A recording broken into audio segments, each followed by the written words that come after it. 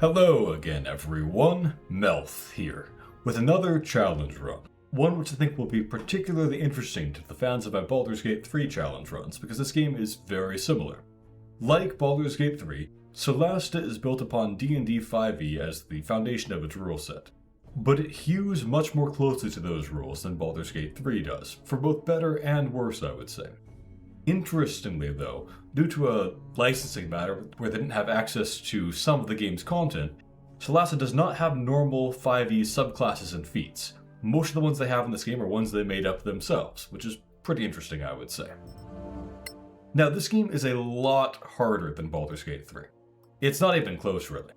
I'll be playing on the hardest difficulty mode, Cataclysm, as well as turning on Ironman, which is kinda like Honor Mode if you're a Baldur's Gate 3 player. On Cataclysm, to give a brief summary, enemies have double hit points and do 50% more damage, which threatens instant death at the low levels, and on criticals threatens instant death at all levels, really, so that's a bit of a problem. They also have +3 to their attack rolls, their ability checks, and their saving throws, so they're hard to dodge, hard to control, and just generally stronger across the board.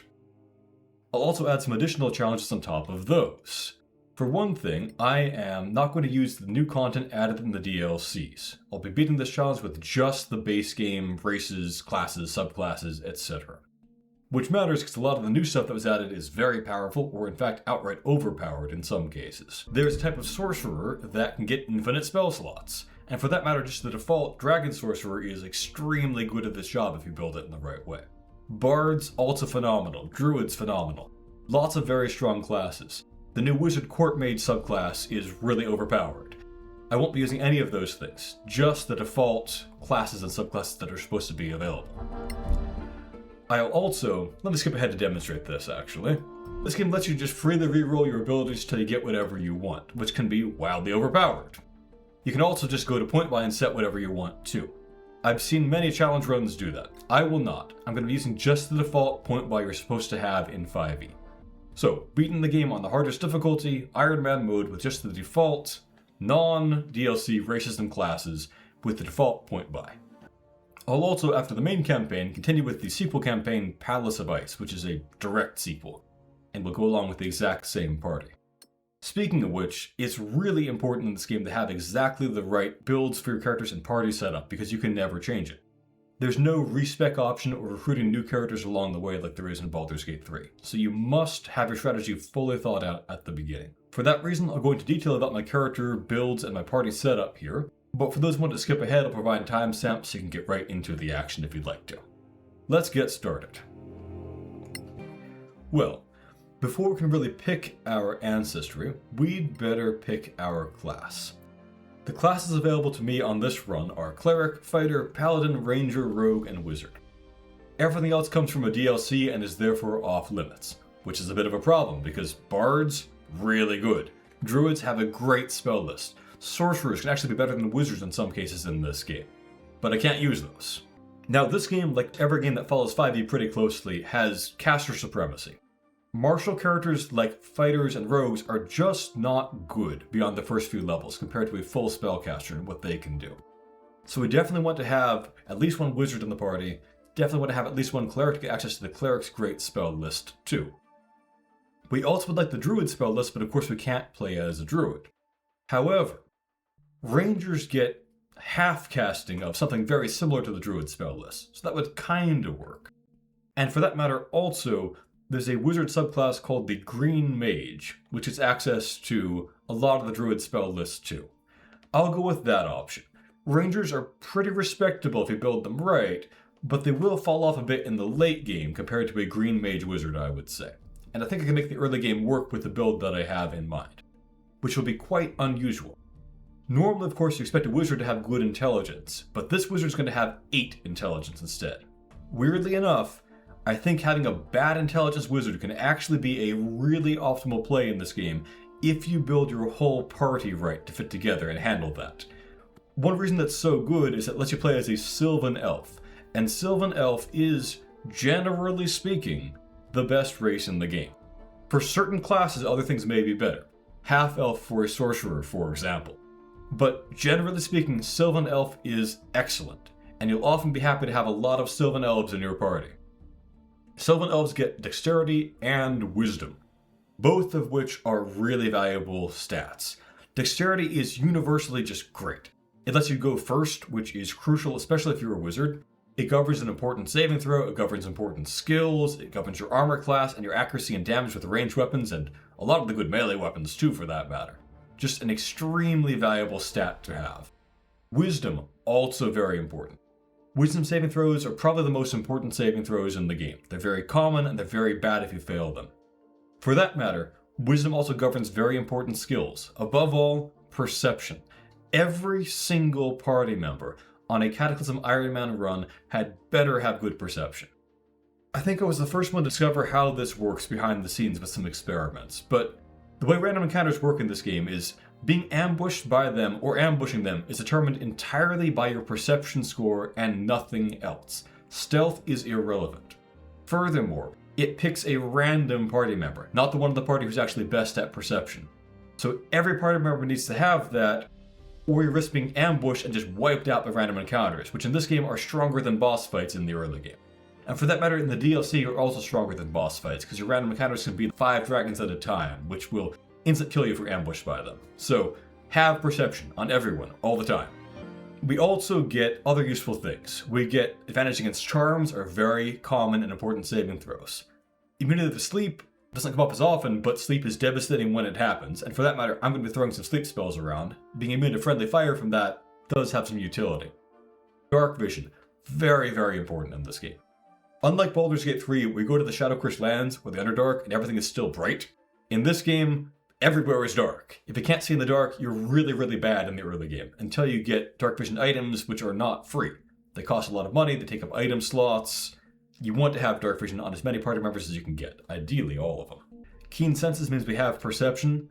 I talked about why that was so important. Elves get that, and that is one reason why elves are just so good to have in your party. Trance, likewise. It's important for random encounter survival. If you trance, meaning you don't sleep, you can't be killed in your sleep by monsters, which is a very common hazard in this game. If your party members get caught asleep on Cataclysm Ironman runs, you will just die to most random encounters. So having the whole party be immune to that, or at least 3/4 of the party be immune to that, I find is incredibly valuable. Sylvan Elves also have a movement speed boost, so that's pretty handy. Wizards have terrible proficiencies with weapons, so getting access to better weapons is pretty important in the early game when you must actually do some fighting. These skills are not that important, but they're not nothing. It's 2 additional free skills and advantage with one of them.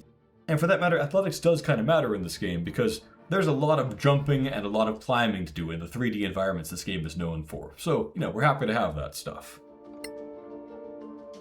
So we pick wizards and we do not forget to change our equipment. We don't want a quarterstaff, we'll be terrible with quarterstaffs. We want a dagger instead, because that's a dexterity-based weapon. Now, backgrounds. I made a whole video about these and which ones are best and why and how all their quests work and things like that. On this kind of run that's going to do the Palace of Ice after the main campaign, you want 3 academics, exactly I would say. This feature here, Runaway Antiquarian, stacks. If you have 3 party members that are academics, you will basically start off in Brotherhood with the Antiquarians, which are the game's best faction. Also, that frees up a lot of items we'd otherwise have to give to the Antiquarians to butter them up. Instead, we can get Living Legend with both the Antiquarians and the Tower of Knowledge. The Tower of Knowledge Living Legend is extremely good if you're doing Palace of Ice, because you can get a total of 6 stat boosting tomes if you're doing that and carry them all over into the DLC campaign. A great start to it. Plus, they're the best way to generate lots and lots of money in this game, and they offer many other very valuable items if you have good crafting in the mid-game too. So, deceptively, Tower of Knowledge is quite good despite their initial bad reputation. We also, as an academic, can craft everything except for arrows, which is quite valuable because crafting is very important in this game. And these skills like Arcana and Insight are decent skills to have, so we're happy about that. As I mentioned, I'm not going to be using die rolls to get whatever I want, or using Pointbuy to get crazy stats. I'll go with the default stats here. This is the other point in the game where being a low int wizard is really going to pay off quite a lot, because it frees up many stat points for the more important things. Intelligence is a terrible stat in 5e. You just kind of have to have it to be most wizards. But we'll be able to skip it and replace it later on with an item. So we'll instead be able to pour our points into dexterity, constitution, and wisdom. This is the setup that we're going to want here. With 17 dexterity, we can take the feat Eager for Battle later on. This game's feats, much like its subclasses, are custom made rather than being the default ones and so forth.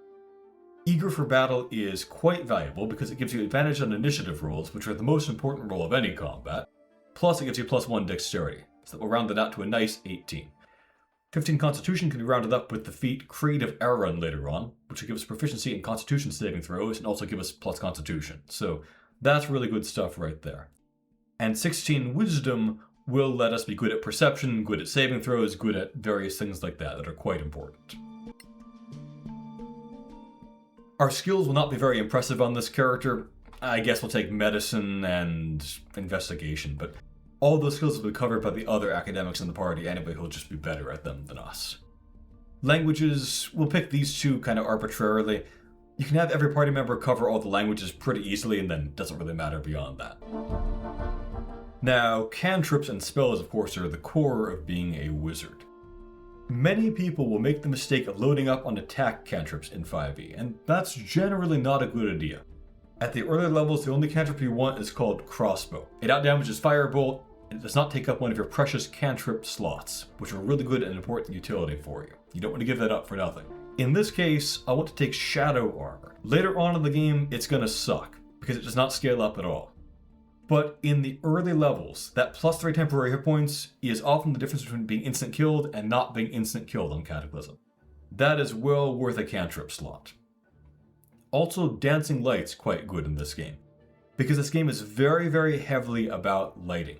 Many enemies power up when they're in the dark, and for that matter, if you don't have more than 60 feet of dark vision range, which we won't have on most characters, you can't really fight effectively beyond that range either. But with Dancing Lights, you can deal with both of those things really smoothly. So that's quite valuable. I think we go with Light. So our spells. Now this might be where you'd expect that having bad intelligence will hurt you, but it doesn't as much as you would expect. Out of these 20 spells, fully 15 of them, a 3/4 majority, do not care about your intelligence at all. And a lot of the ones that do care about it are just bad spells, like Burning Hands.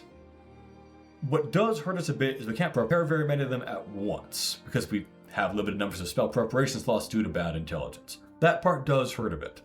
But in the early levels where we only have like 1 or 2 big gun spells we want to actually be casting, that doesn't matter as much as you'd expect. And later on we'll have a better intelligence, so that'll be okay at that point. We probably want to pick, I would say, Sleep is just excellent in the early levels and does not care about int at all. Magic Missile, quite similar. Shield, we won't be able to prepare it early on, but it's more powerful later on in the game anyway. Ritual spells like Detect Magic don't care about intelligence for either preparing them or what they do, so great on this character. We'll take Detect Magic, we'll take Identify. That leaves one other one, which we won't get that much use out of until later on in the game, I would say. I think I might take Jump. It's just kind of utility you use outside of combat sometimes in this game. So we will prepare new spell slots for the day when we want to have that, use our Jump to navigate the environment, change our spells back, and then move on. And then the low intelligence won't really be hurting us there. Alright, let's customize this character. Well, for this nature-loving wizard, how about Radagul? We're of course not at the level of being a ghast yet, being merely level 1, and therefore much weaker, the brown. So Radagul is going to spend a fair amount of time casting and concentrating on druid-style green mage spells, so therefore I think we want to also have a more conventional wizard who can do the more conventional wizard spells and also will have more conventional, actually good wizard intelligence. So, for that, we probably want to be a high elf, I would say. There aren't many races that get an intelligence boost to begin with. Human has it, but human is absolute garbage and should never be played in this game. They don't get feats, they don't get anything useful. Half-elf is worth considering. The charisma boost would be pretty useless, and only be able to get +1 dexterity rather than +2 from being a high elf would be a little bit worse, but manageable for this character. The real perk of it would be that we can choose any 2 skills we want. One has to be perception, but the other one could be freed up to be stealth. Stealth could be pretty good because we'll have no one else in the party who's able to be good at it. But I think for this particular party member, that won't be as good as it sounds. So I think for this party member, we're overall better off being a high elf. So we'll go back with that. So we'll go with wizard, we'll change our equipment, we want a dagger. Everything else, as I said, is probably best with these default options. Now this character will be our one that is not an academic. We'll go with Sellsword instead, because Sellsword in this game gives you proficiency with medium armor, even if you don't have proficiency with light armor. That is a huge help to wizards. I will add, by the way, unlike in Baldur's Gate or most 5e games, you cannot multi-class in this game. So this is the way to get good armor on your wizard. You can't have a dip in cleric or something like that. So that's very, very powerful. These skills also exist, I guess. And this feature is okay, because having all the crafts covered is worth something. Now, this is where things get a little more complicated. We'll definitely want to have, I would think, stats like this to begin with. We've got to have that high intelligence, that's the whole point. We want to have at least 14 constitution to just not die as a wizard. We want to have, I think, 15 minimum dexterity, so that we can round it up to a 16 with the eager for battle feat. Any dexterity beyond 14 for armor class purposes is kind of getting wasted, because with medium armor you're limited to just that +2, but I do not think we want to have a mere +1 dexterity bonus until we get to that feat. We really got to invest and have at least a +2, and more would be better. Dexterity is just still a great, great stat. We certainly want to have some wisdom too, because that governs perception, and that, as I said, is really important. But what do we do with our last few points? We could put a bit into wisdom, but we can't get to 14. The best we can do is 12. Maybe that's worth it. But there will be later on in the game an item to substitute our wisdom, which will help one party member not suck at that. Of course, we need to survive until we get to that point. But with every other party member having really good wisdom, if those freed up points do help us with something else, that's worth considering at the very least. We could pump that dexterity and then round it up to an 18 with eager for battle, and we'll just permanently lock in better initiative, better ranged attack rolls, better stealth, better various things. Worth considering, certainly. But maybe not our only good option, because we can't use the extra AC boost and so forth. We could go for higher constitution, and then we don't need on this wizard, who'll be taking the Shock Arcanist option, to take Creed of Aaron to get proficiency in constitution saves. We'll get that from our class, actually. We could instead take Enduring Body from extra hit points. That could be pretty good. And then perhaps we could put the dexterity at 16 and then take not just Eager for Battle, but also maybe take Creed of Messiah to get dexterity proficiency too. I don't really think that's calling to me as much as the 17 dexterity is. The other benefits of dexterity are really, really valuable, and that constitution feat would have to wait pretty late, because we need to have Eager for Battle first. We probably want to have shield proficiency as a feat first, so that's kind of gotta wait, I think. So this is what I think I'm going to be going with for this wizard. For skills, Arcana is quite valuable, both for doing counter spells successfully by knowing what the enemy spell is, as well as just there are some important Arcana-based skill checks in the early games. We'll take that one. And then I'd say we want to have history too. There are some very important history checks that determine whether you get or do not get certain essential items, so we want that. We've already got these two languages covered on Radagul, so we'll take Giant and Goblin perhaps on this one. Alright, for cantrips we get a total of 4. We'll still take Dancing Lights, we'll take Shadow Armor, the Don't Die cantrip, and the Be Able to See the Enemy cantrip. This guy will actually have the intelligence to be okay at using attack cantrips to begin with. They're still worse than just using a crossbow or something like that in terms of damage, but Ray of Frost does have some utility for slowing down enemies. Now in this game you can do readied actions with your cantrips and things like that, which is occasionally worth doing, but there's a problem. Even if you tell it to ready Ray of Frost, it will ignore you completely and do some other cantrip if the other cantrip has better range sometimes. So for that reason, the only solution, if you're trying to use Ray of Frost, is to take no other attack cantrips whatsoever that have a longer range than Ray of Frost. So Firebolt is right out. Shadow Dagger, right out. Chill Touch is right out. Annoying Bee, though, that has the same range. We could use that. So we'll take that when we want to break enemy concentrations once in a while. Alright, definitely want to have Magic Missile and Sleep and Shield. Those are all staple early game spells. Don't need Mage Armor because we've got Medium Armor and so forth. We'll take Long Strider. Won't be casting it yet, but we will be casting it eventually. I think I will take Thunder Wave, and I'll take Hideous Laughter Chew. We can't really rely upon it on Cataclysm, but when it works, it is pretty potent, and sometimes that's worth going for. Grease is okay. Perhaps we'll take that. We can leave things like Detect Magic and Identify to Radical, who's already got them. Let's call this armor-wearing wizard Cast Iron, perhaps. Alright, our next character is going to be another Sylvan Elf, because, again, they're generally speaking the best race, plus we also want to have that wisdom boost, because this character will be a cleric. It is extremely important to cover the cleric spellcasting list. Not only because it's just good in general, but also because in this game, you can only cast scrolls if they're on your class's spell list, unlike in Baldur's Gate 3. So, for Vivify scrolls, you must be cleric or paladin to cast. And that's a big deal because, again, unlike Baldur's Gate 3, there is no lifeline like Withers to bail you out with a revive. If your party member dies and can't be revived on the spot, you immediately game over. No questions asked, you can't even pass the scroll from one party member to another. You immediately game over. So, that's a big deal. You'd better have more than one party member who can cast Revivify, so your whole party doesn't just have one single point of failure that dooms you on an Ironman run.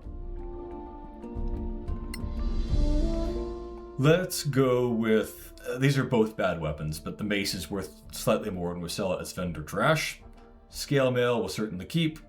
The crossbow and bolts we probably want. What's our alternative? Yeah, nothing good. Crossbow and bolts is what we're going to be going with there.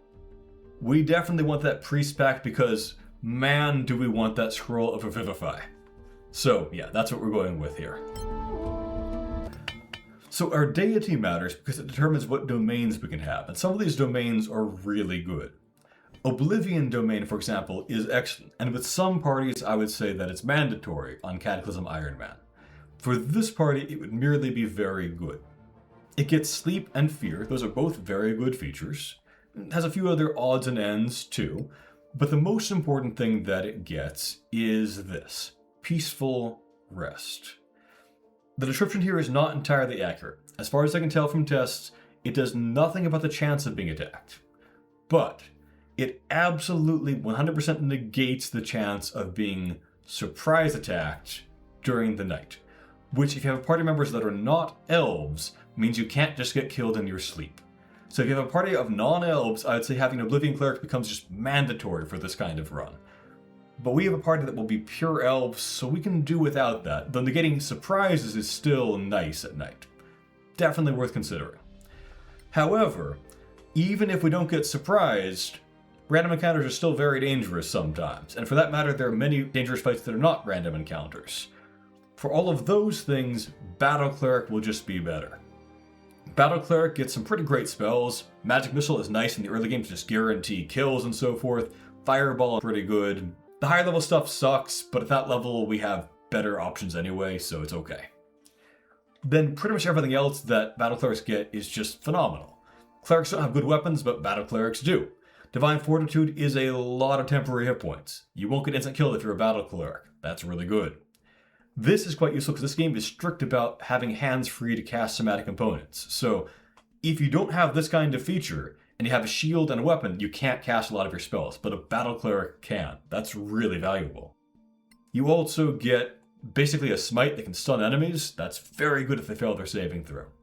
This aura is amazing. Scholar of Battle giving us extra attack is really quite nice, late though it comes.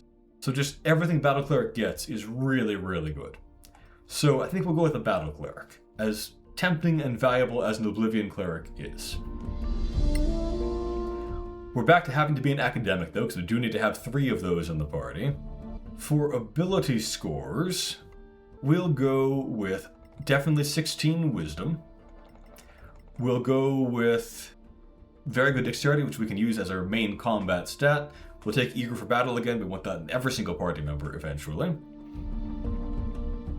And then we'll definitely want to take eventually Creed of Aran on this Einar worshipping cleric.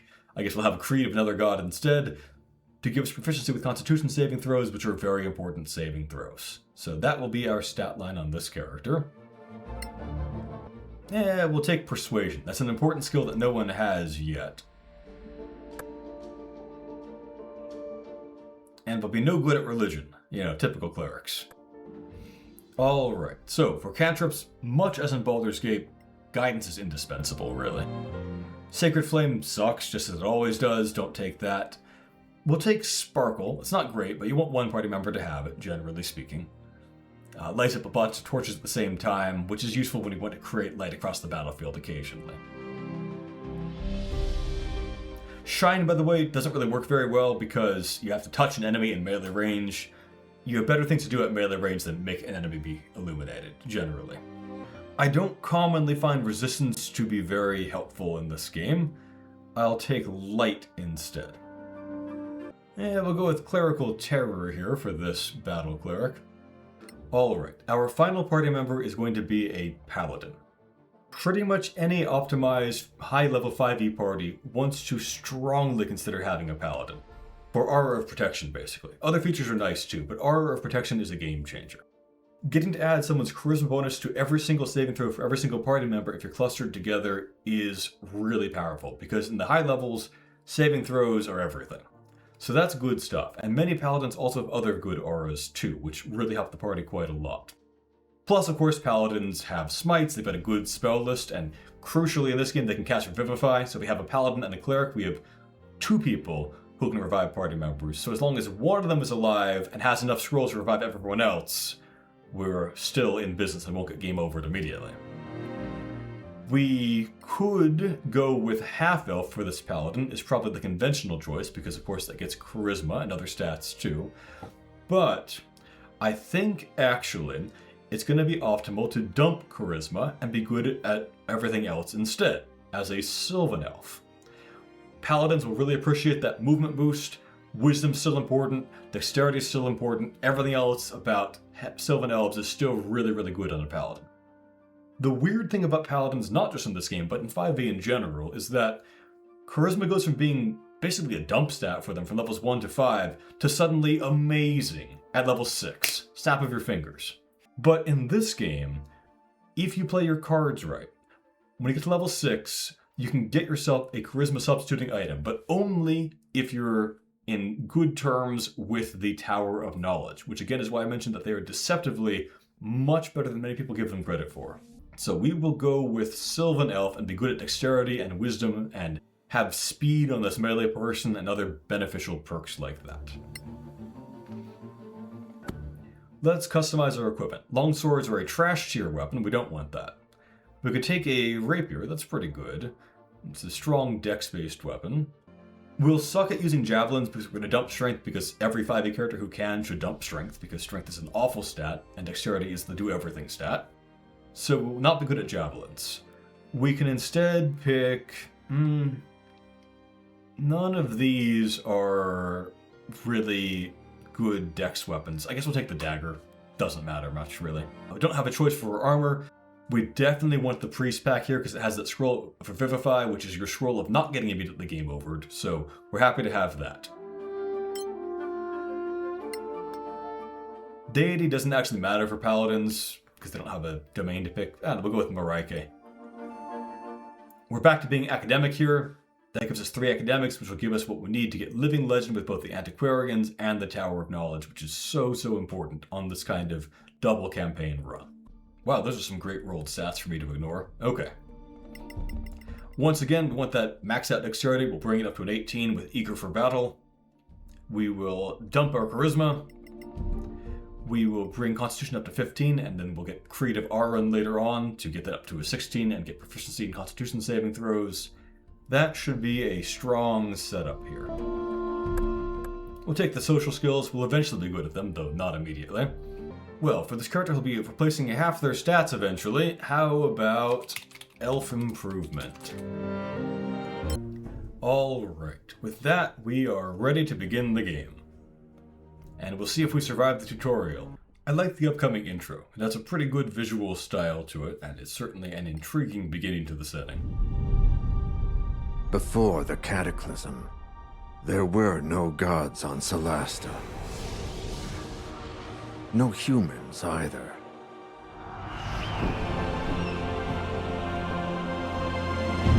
Then, the rift opened.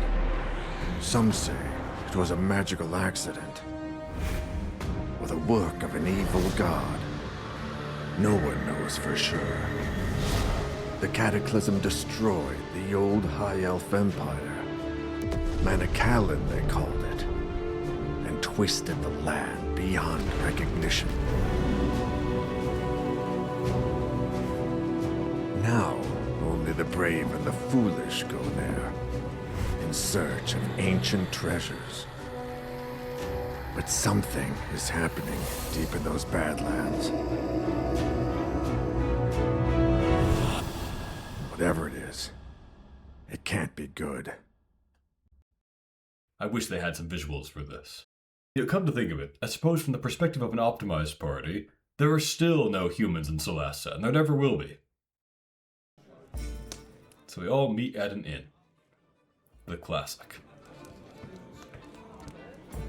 This beer tastes like donkey piss. Not that I'm complaining. Is this the place for the Legacy Council job? Hope I'm not too late. Ran into a bit of trouble on the way here. Take a load off. There's plenty of donkey piss. No matter what personality you pick for your characters, they all say this. I do think that could be better. Soon, I might go looking for him. Another round, barkeep. 4 of your finest flagons of donkey piss, please. I see you're all making the best of this. We do what we have to. So what's this trouble you were telling us about? I was proceeding down the highway, minding my own business, when 3 brigands burst from the bushes and waylaid me. They carried me off to some ramshackle prison, an imperial ruin of some sort. Fortunately, the walls were as weak as this indifferent ale we're drinking.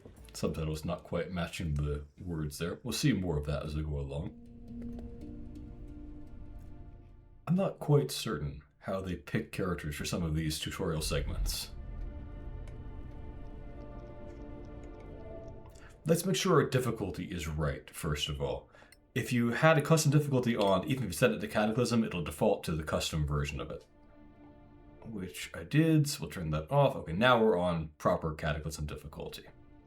So, we take a lot more damage, enemies have double health, enemies have bonuses to all their rolls, as I mentioned. Various other restrictions are enforced and so forth. Oh, Karmic Dice. Now we're turning that off. We're going to play with actual random dice here, thank you very much. Okay, so we just learned to walk. This part of the tutorial is pretty easy, but it is worth doing because you can get a few items this way that you won't get otherwise. In particular, a healing potion, I believe. Not in this section, that is, but other ones.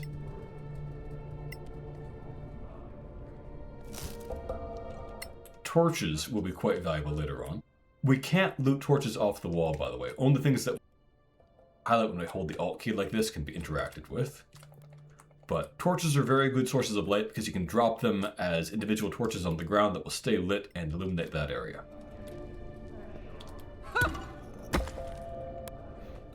So this next section depends a little bit on your strength score, which determines how far you can jump.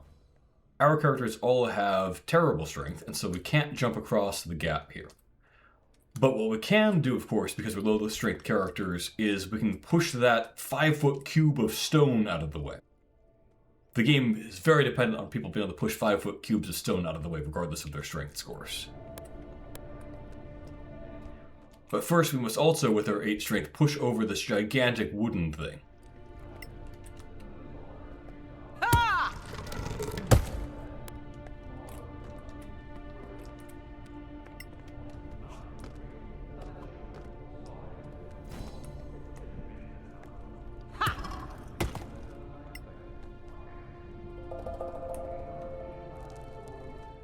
Alright, we collect our treasure. It's the healing potion I mentioned. A healing potion is not much, but at the beginning of the game, it can be the difference between a game over and a win. So it is worth something. And we'll crush those bandits by, again, using our 8 strength to push over a gigantic stone wall.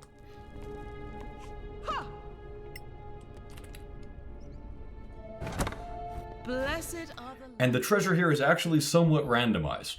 Almost all treasure in this game is somewhat randomized. We were over encumbered there. They had to fix that when we have the party together. For now, it doesn't matter. Done with this section of the tutorial, on to someone else's story. So you escaped unscathed. Well done, my friend. My flagon is empty of ale, and Lord Karen still isn't here. Have another ale. It's not like you have anywhere better to be.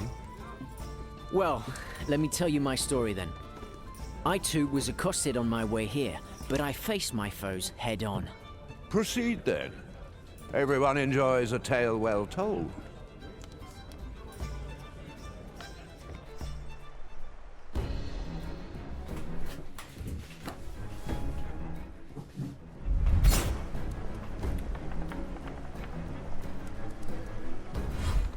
We are heavily penalized by our own heavy armor and so forth that we can't fix up right now, but that doesn't matter here in the tutorial.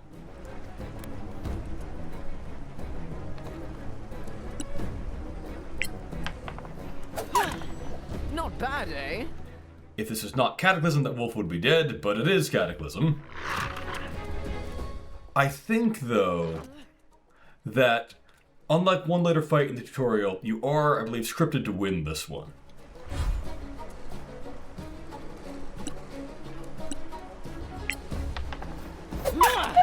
Lucky? Perhaps.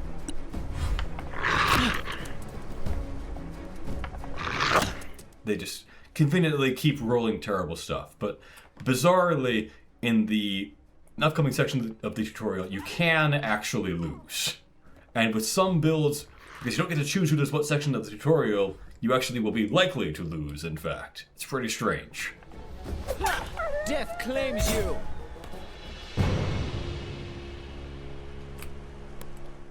The XP you get here doesn't actually matter, by the way. It'll all be overwritten when we get to the end of the post-tutorial cutscene.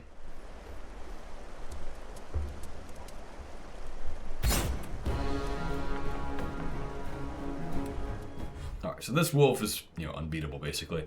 And they force us to do disengage here to learn about that. So no attacks of opportunity, we disengage, and we'll push that rock, and there won't be many destructible environments like this in the game, but, it's a fun one at least. The wolf very conveniently clips through the floor before the floor actually falls. Anyway, a pretty environment there. The game will have a lot of quite pretty environments given the somewhat limited engine. You're lucky you weren't attacked by Sorax. I don't remember anyone asking your opinion. The Badlands are thick with them, shape-shifting bastards. Go easy on him. He's just a harmless old drunk. Probably saw lizard folk or dragon. And of course we all believe in those things, but You think I don't know the difference? All those spines on their backs, those jaws. You've never seen anything like it.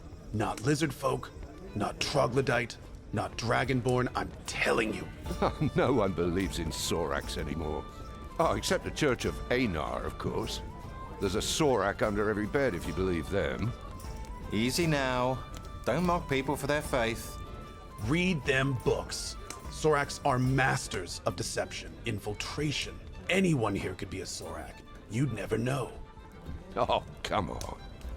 Huh, you'll see. So, anyway, Sorax might be legend, but orcs are quite real, and not just in the Badlands. I stumbled across a secret settlement right here in the Principality. That is preposterous.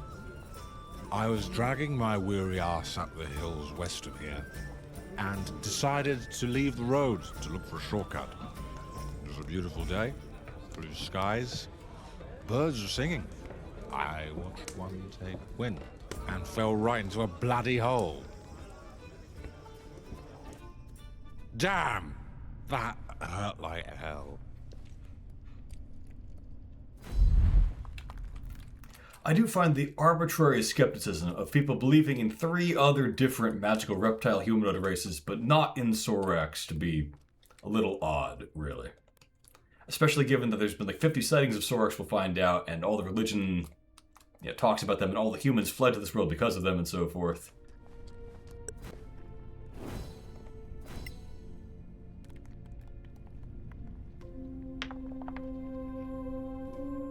Don't think that one matters. Just as long as my head doesn't end up on the top.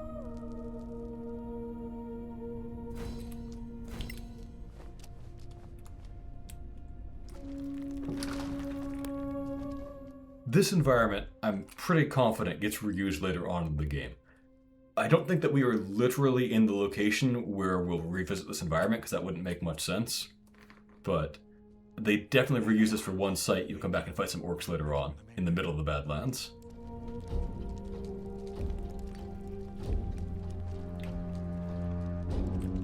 So if we're in cautious mode here, the orcs can't detect us. Cautious mode is something we'll need to use a lot in this game.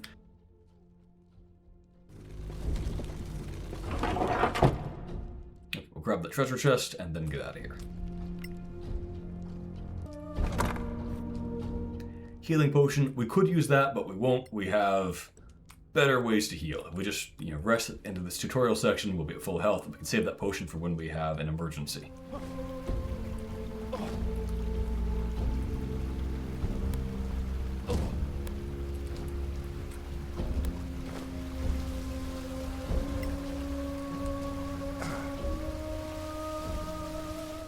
Our first crafting ingredient.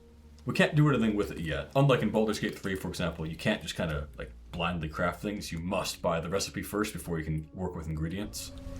But we'll use those things later on.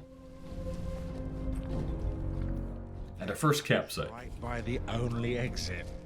Oh, it just keeps getting better. Guess I'm waiting them out. At least these rocks are damned uncomfortable. This game is balanced around having a fair amount of rest, even more than Baldur's Gate 3, I would say, where you can rest at will. We're limited to where the campsites are, but there'll be a lot of those provided that we can just go back to a lot of the time.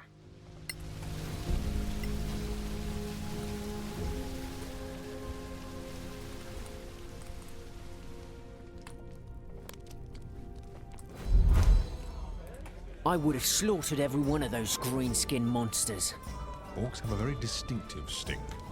We should bill the council for all this wasted time. We've all told a tale of our travels here. All but one of us. Yes, but I have a good reason for that. It's none of your damn business. We can't take up arms together if we don't trust each other. Fine. You want to know the truth? I stopped on the way here to visit an old friend of mine, and discovered he was up to his eyeballs in debt with a loan shark. So, he was in dire straits? Indeed. He put up a family heirloom as collateral, and wanted me to reacquire it, because, you see, I can be quite stealthy when necessary. I don't know how they picked him for the stealth mission, per se. He's not necessarily the best at the job.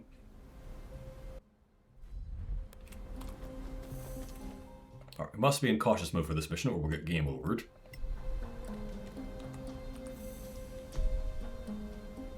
Liam, always thoughtful. Alright, got thieves' tools. The angle of approach here matters. You might think that hugging the wall would be a good idea. It is not, however. You'll just lose if you try that. You must instead do a direct approach right across the open spot to that pushable object. Otherwise, the guard will get you.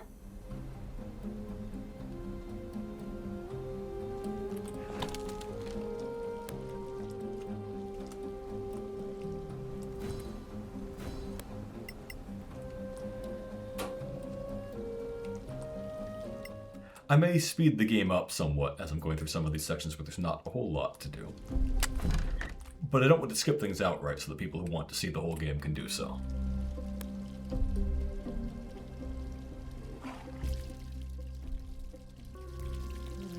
I think here you're scripted to always pass these thieves' tool checks in this section. You always kind of get a 15 conveniently.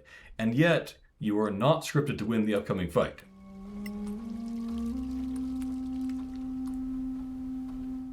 What spells do I have ready? You can't change that out, but here I actually have decent ones, so that's good. A decent one. Angry Violet would be a very common crafting ingredient. It's in a lot of recipes. A cruel trap.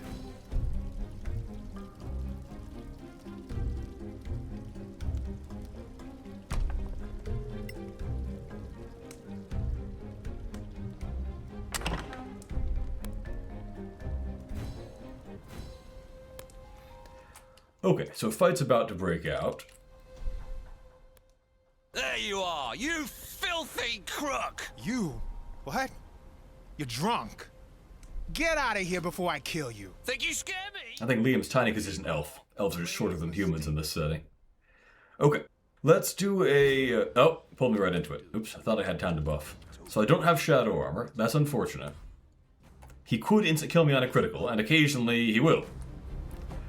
This fight I have actually lost once because he got a critical and just wiped me out. If you don't go down there, though, he can just kill Liam and then you lose that way, too. So, we'll do a magic missile to get the guaranteed hit. We got good damage there. We'll hop on down. We now have good odds to win. Okay, he very low roll on his damage there. Is that his minimum? Yeah, that's his minimum. So again, like, you can just die here. Which then forces you to restart the tutorial, and it's bizarre because we're telling the story to people, right? We definitely won. Because you see, I can be quite stealthy when necessary.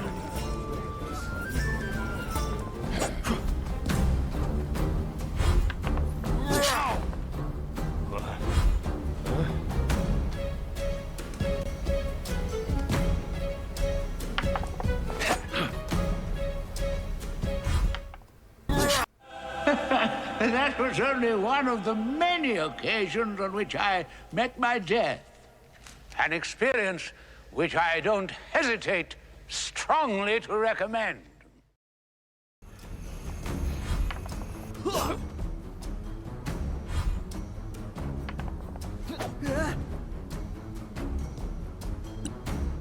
Okay, we're out of spell slots. We'll go for the attack.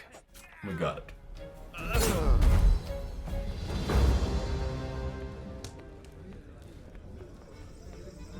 Are you four here to see Lord Karen? Well, we're not here to drink ourselves to death. Well, thank you for making that clear. Well, if you're here for Lord Karen of the Legacy Council, that would be me. Then, we are here at your service, sir. Most of your choices don't really matter in dialogue in this game, by the way. Of yours, sir, if you please. Well, I suppose it's better if you know what you're doing. What do you want to know? We hear this is a mission for the Council, but what is it exactly? Dear Moraike, you don't know? I'll try to make it simple. But you know, politics? The Council includes representatives of the most powerful and influential organizations in the Eastern Kingdoms. It was created to lead a joint effort to explore the Badlands. Which countries make up these Eastern Kingdoms? Simple.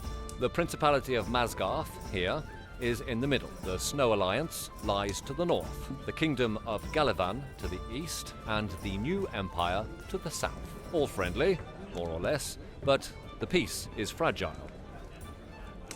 What are the organizations you mentioned? The Council is, how to put it, a non-governmental organization, meaning that state governments are not represented to avoid partisanship. Instead, there are delegates from the Guild of Antiquarians, the Tower of Knowledge, the Arcaneum, and the Circle of Denantar. And the Church of Einar guarantees fairness, led by Marshal Beric Sunday. There's one organization per country, so they correspond exactly, and thus it goes exactly as you'd expect.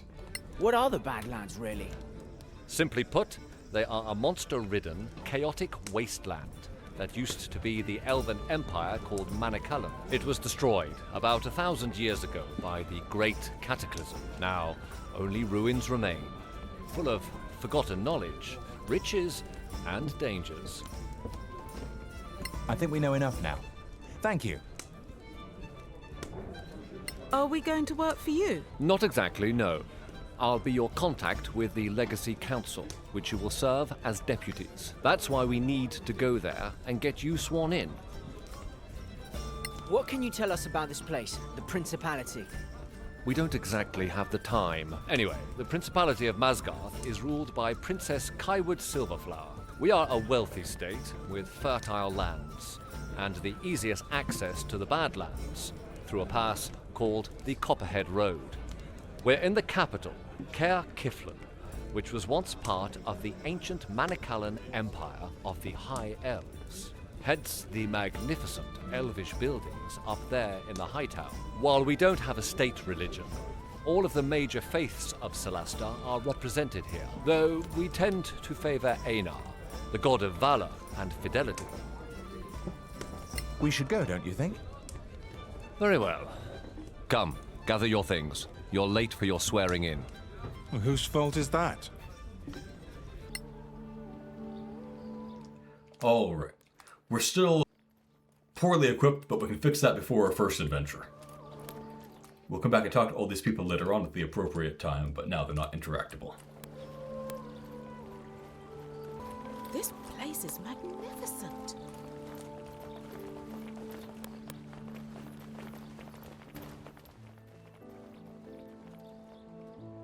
In this nice garden, there is a bush with some more angry violets. It'll stock up more and more every day, so it doesn't really matter if we harvest them now or not, I guess.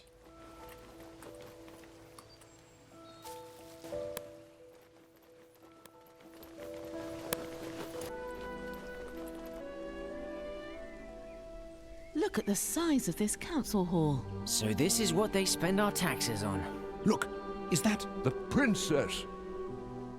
There'll be a plot twist about her later on. Also, she has terrible posture. Is she leaving? Apparently so. Then who will administer the oath? There's an oath keeper for that, I think. You thought it would be the princess? Doesn't she lead the council? No. In this chamber, she's just another delegate. Lady Keen, the council's oath keeper, is trusted by all. Lord Karen. Yes, milady. Are these your new deputies? They are, milady. My name is Lyra Keen, Oath Keeper of the Council. Shh! Quiet, everyone. And I will be administering your vows. Once sworn in, you will carry the authority of the Council wherever you go. Your every action will reflect upon the Council's reputation. Remember that. Always. Now, please, raise your right hands. Do you, each and all, solemnly swear your lives and allegiance to this council, and promise to carry forth our mission to protect our alliance from any who would threaten the common good? I swear. I swear. Excellent. Lord Karen will enter your name into the council's register. Thank you for your service. Congratulations, deputies. Wait, that's it? Stop wasting time. What's the mission? Well, a motivated deputy. So, the mission. As I'm sure you know, the Council maintains a number of outposts to secure the border between the Principality and the Marches. One of them is the former Imperial fortress, Caer Lem. It's held by some 50 troops under the command of Captain Henrik. He sends us weekly status reports, or rather, he used to. We haven't heard a word from him in 3 weeks. Leave immediately for Caer Lem and find out if anyone there is still alive. If Captain Henrik or anyone else is still breathing, bring him back. The Council wants a first-hand report. What can you tell us about this Captain Henrik? A fine officer, more than 15 years in the Principality's army. He inspires trust, loyalty, and courage. Hence the decision to post him there, facing danger. There'll be a little bit of a mystery about Henrik later on that I don't have a perfect answer to. I'll talk about that at the appropriate time. Wait, these marches, they're not in the Badlands, are they? The Marches are a no man's land. between the civilized world and the Badlands. It's outside the chain of mountains that really define the Badlands. We wouldn't send you in there. Yet. A whole garrison gone? There are only 4 of us. Just find out what happened. Run back if you get scared. Got it. Though we were hoping for a first mission with more riches than risk, if you catch my drift. You don't get to choose your mission, I'm afraid. So, gather what you need and go. Time is of the essence.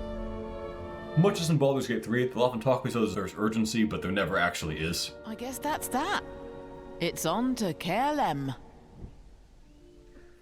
Many places in this game use the Caer particle, which is sort of a Welsh place name thing. Don't know how they decided upon that. Get so close to the embassies. But we can go level up.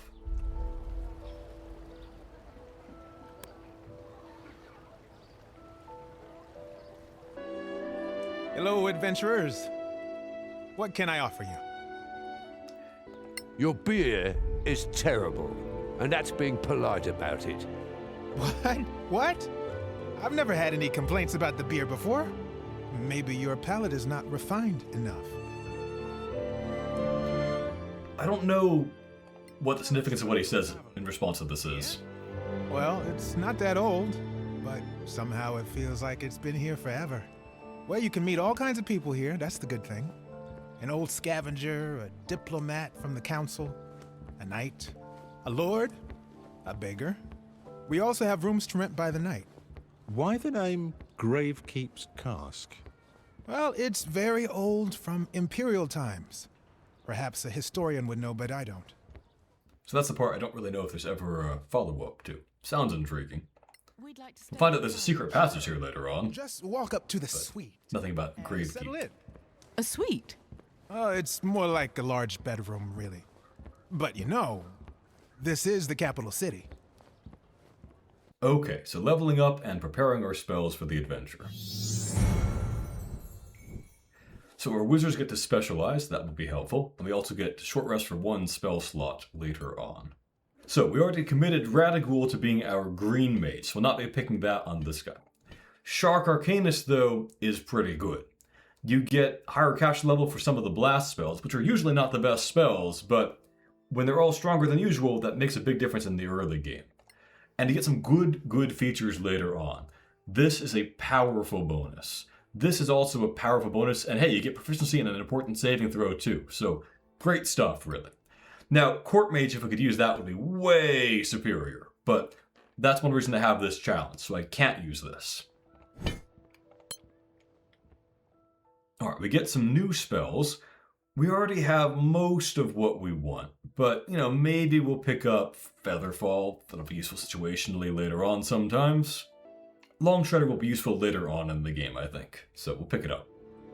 As for what we prepare, we definitely can't afford a Longstrider now. Thunderwave, maybe. Hideous Laughter's a pretty good spell, but in this game, on Cataclysm, where enemies all have +3 to their saving throws, having them get a new save every single turn means they're going to pass that quite fast. So maybe we'll stick with these. Alright, so Radagul will get to pick Green Mage, unlocking a suite of new spells, many of which are pretty sweet. And smithing proficiency means he can now craft everything. As an academic, he could craft everything except for arrows. Now he can do that too. Because, by the way, you can't smith weapons and armor. You can only smith arrows in this game. This is the best fighting style in the game, so it makes our cantrip of shooting a bow at people even better than it usually would be in the early game. So, you know, we appreciate that. Natural Explorer, no one seems to know what it actually does. I have tested it extensively and found absolutely no benefit from it in any tests I've done. But let me know if you found a use for it. I've tested a lot and have not found a thing. So we don't get free access to all these druid spells, but we can now manually learn them. So we will want Goodberry. That's going to be very handy when traveling later on to be able to do a big journey without having all our carrying capacity taken up by food supplies. Good stuff that every party wants to have access to. Entangle is decent in that even if the enemy makes their saving throw against it, which they often will because our saving throw DCs are pretty bad, for this guy especially, they still get penalized because the area is so difficult terrain. So that's worth something. But a lot of the early game battlefields, you're either fighting enemies that can fly or that can climb over walls, and you can't entangle a wall. So I feel that it's not really useful right now. So I'll pick Entangle, and maybe it'll be useful in some later battlefields, but not right now. This wizard does suffer from limited spells for a little bit longer, but that will stop being a problem pretty soon. And right now, sleep is the big thing I would want to spend every single spell slot on if I can, because sleep is just so good at the low levels.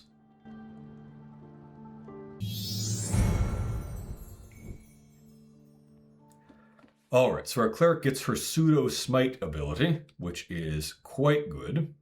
And also her battle cleric ability to give herself temporary hit points has improved as well, so that's very valuable. For spells for her, Bless is just the best cleric spell. Command normally is great, but it's not in this game, so we can't use that. Healing Word is very good for the action economy of getting an ally up as a bonus action, so that's worth something. And I guess we can pick Guiding Bolt, but just having Bless is worth a lot.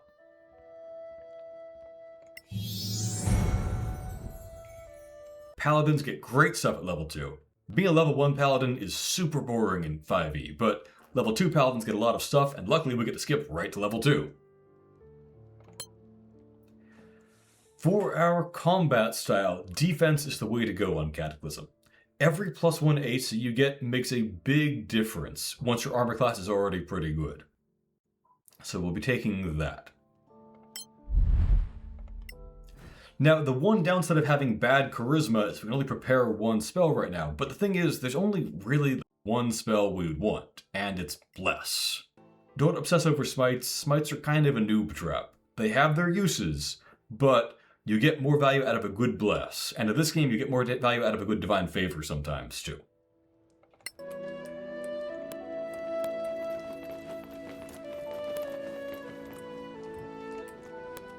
Alright, now we've got some quests to go out and talk to people, so that we will do. Hello, how may I help you?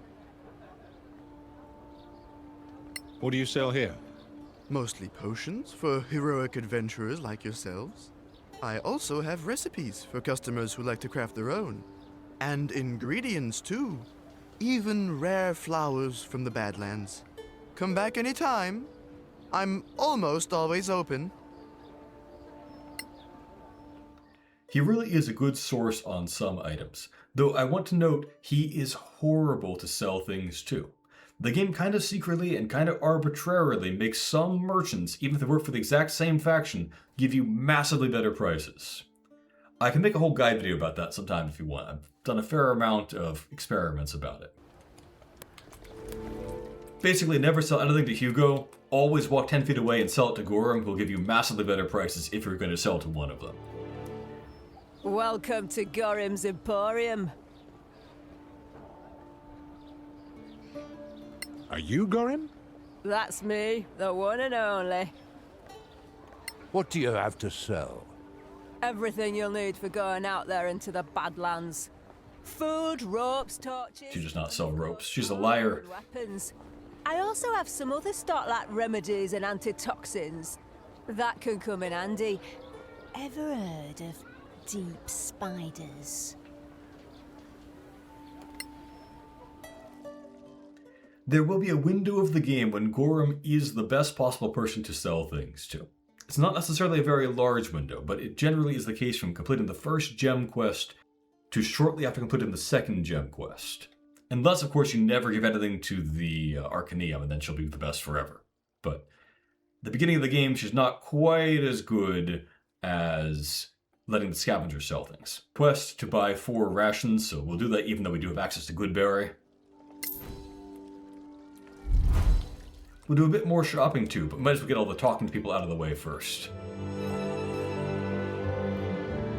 Deputies? A word, if you please. So famous already? Oh, I love it. You were in there too. Are you a member of the council? I'm Annie Bagmorder, quartermaster of the Scavengers Guild.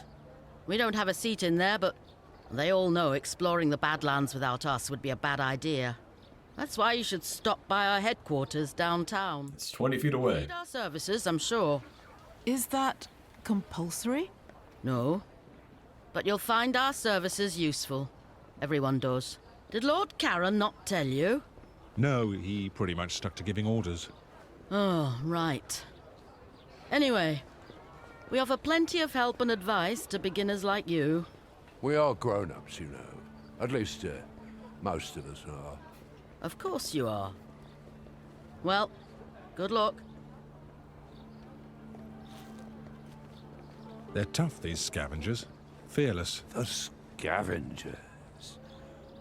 They've seen so much already. The first explorers. Why is his face half off the screen as he's talking? Should we check out their headquarters? It's not far, but... I've had enough talking. Let's go kill some monsters. If there's business to be done, we can't afford not to. Okay, yeah, we'll go talk to her immediately. The scavengers are genuinely very valuable in this first section of the game. Ah, you came. You piqued our curiosity. So, what exactly do you have to offer? You don't know? What kind of help do you offer to people like us? Simple. Now, people like you typically carry out missions for the Council. In the Marches, even in the Badlands. Sometimes far away, like Captain Merrin. Who's Captain Merrin? You really must be new. She's one of yours. Senior Deputy of the Council. Anyway. We can steal her stuff momentarily. Ruin in the Badlands. Kill a bunch of orcs. Well, you're still a bit green, so let's say goblins. Ow! You're hurting our feelings. Orcs will hurt much more than your feelings, believe me. And stop interrupting, it's rude. So let's say you find yourself with a whole load of rusty swords, leather armor, shields, too much for you to lug back here. Oh, so we're puny as well as green. Thank you so much. So instead, you brave heroes just clear the place of monsters and draw us a nice clean map. Then we take our carts and pick up every piece of junk. We bring it back, we sell it, and we split the profits with you. We move the stuff, you go off to kill more bad things. Everybody wins. For a percentage, of course. What? You could never carry it all anyway. Not in your little backpacks. For the first section of the game, the best way to make money is drop all your treasure on the ground, let the scavengers deal with it. Well, thank you. I guess that's it for us. Fine. Feel free to visit us anytime. Or drop into any scavenger camp. Are there others? Anywhere we can settle. By the way, if you find Captain Henrik, tell him we're still interested. In what? In getting our people to Caer Lem. The outpost is perfect for us. Close to the Badlands, with plenty of space for our camp. Right. We'll tell him if we find him. That would be appreciated. The more you do for us, the more we do for you. Oh, so this business relationship can get better. And I hope it will, friend. I guess we'll see you around then. Unlike with Masgorth, barely matters improving reputation with them. And don't forget, in the Badlands, always keep your eyes open. The one thing it matters for is this one scavenger merchant, Mogu the Poor, who's pretty optional, will sell slightly more stuff if you're a better reputation with them. Alright, 3 chests here. 2 are unlocked. One's ours for storage, and one we can just loot. It belongs to the drunk in there, actually. So we get a bit of lore out of this. Oh, not that one, actually.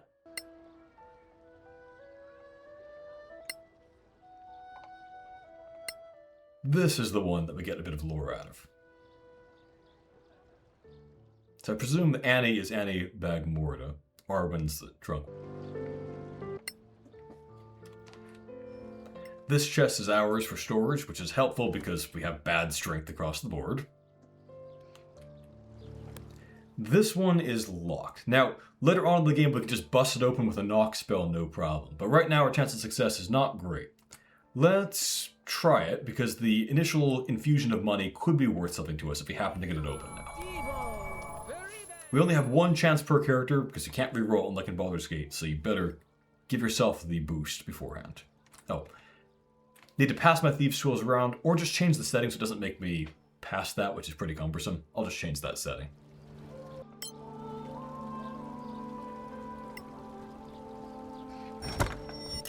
Huh, I actually got it. Okay, so random amount of treasure, but we're happy to have this. That's a nice amount of money for the early game. It would not matter if we were like 2 levels higher. Nice potion. Scroll up Vivify. We must get that onto the right party member, because as I might have mentioned before, it is no use having a pile of scrolls on your wizard when someone dies. You must have the scrolls in the inventory of the people who can use them, or you just get game over, even if you have the scrolls available to revive everyone. So you've got to be really careful about that. Alright, let me do a bit of shopping. I will skim over that and show you my setup once I've got everyone outfitted properly. So I've outfitted people as best as is possible with the limited funds available here. First of all, only one person is over encumbered at the moment. They're substantially so, but that's better than everyone else being slowed down at the same time. We can fix that when we get to Caer Lem. We can just drop things on the ground to free up some space and have the scavengers take and sell the surplus for us. So, what's important right now is that both of our wizards have a double dagger inventory setup, as well as a secondary setup that leaves them at least one hand free. That's crucial because they can't cast good spells with their hands full in this game. But this way they can do a bonus action attack, then swap to their empty-handed setup, and then cast their spell. We have a similar optimization trick going on here for the Paladin. He has a secondary setup of dagger main hand, short sword offhand. The reason that's important is that in this game, you can only do one item interaction per turn, but that item interaction could be swapping from your secondary setup to your primary setup, even if that's swapping both hands.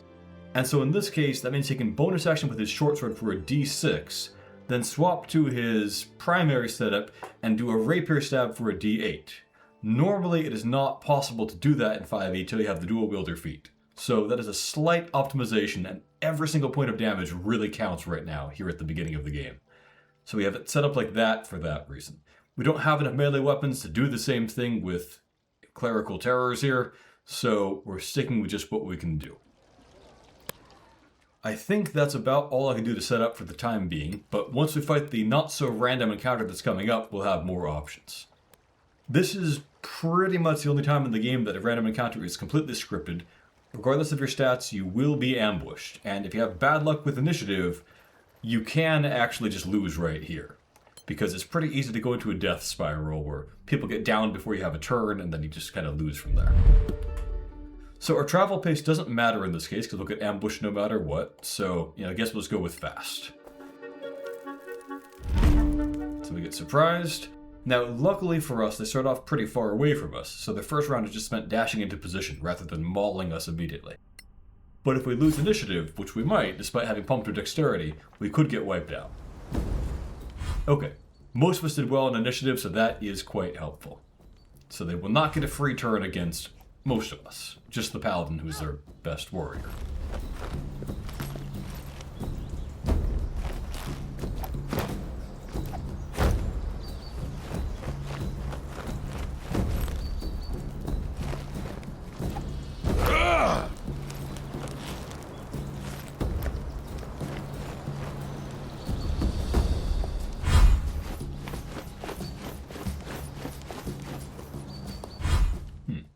I wonder, he might be too far away to get to us without having to do a dash again. 1, 2, 3, 4, 5, 6. Yeah, I think we can avoid him for one more turn, so that's pretty helpful if so.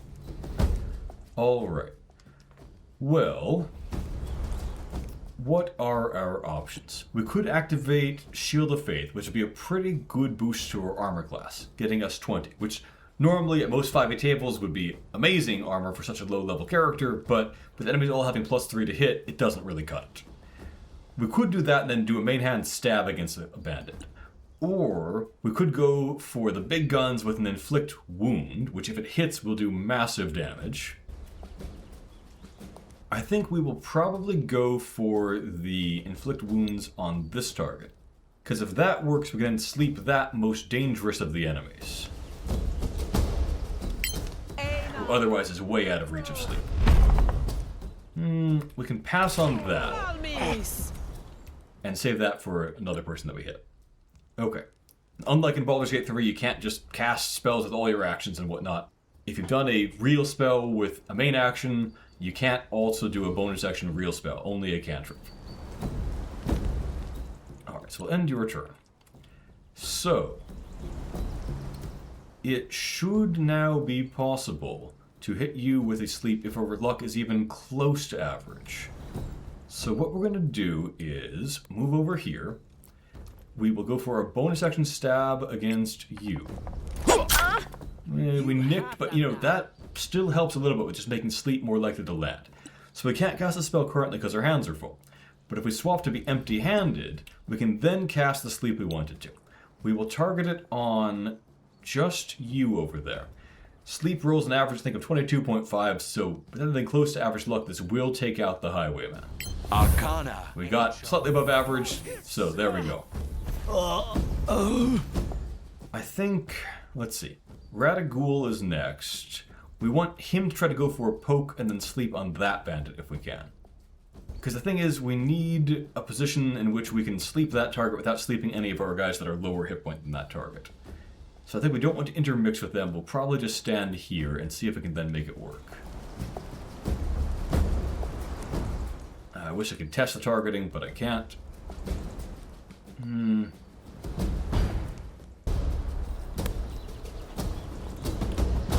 Alright, we'll go for the attack. That helps. So, if we now swap to that setup and then cast a sleep, we just need to find a targeting that only hits that bandit. What if I try to change the Z level of it here to get it hit just the right guy? That should only be targeting that bandit from what it displays. We'll go for it. Arcana, Encho, Malmis. No, it was still targeting me, and it wasted hit points going for me, even though I'm, immune to it.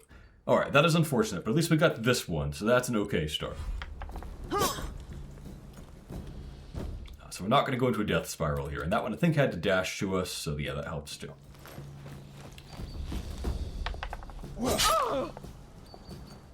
Okay. Well, you...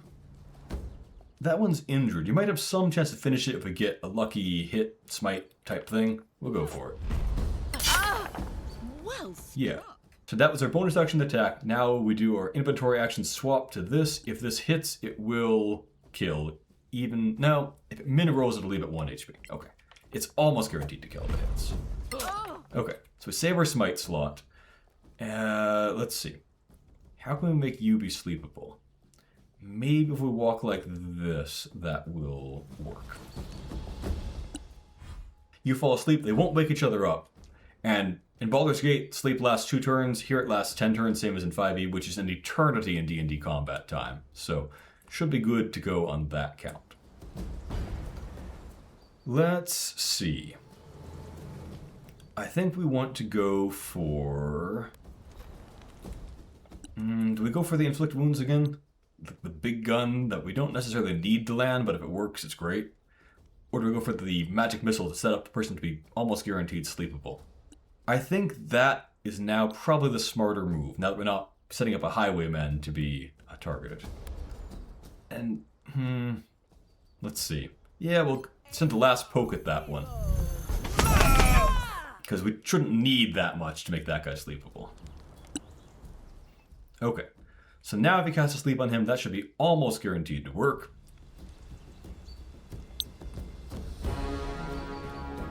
Arcana. There we go. At which point we can switch back to our double daggers and go for the poke.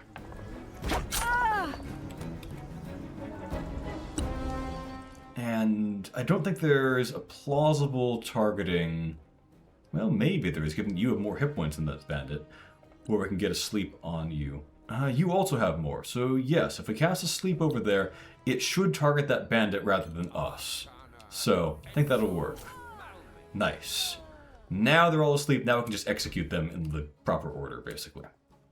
So if we go for that bandit, we all get a free turn before they get to do anything.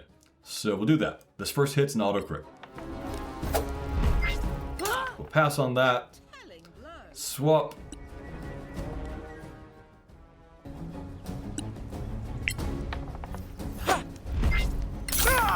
Kill them all!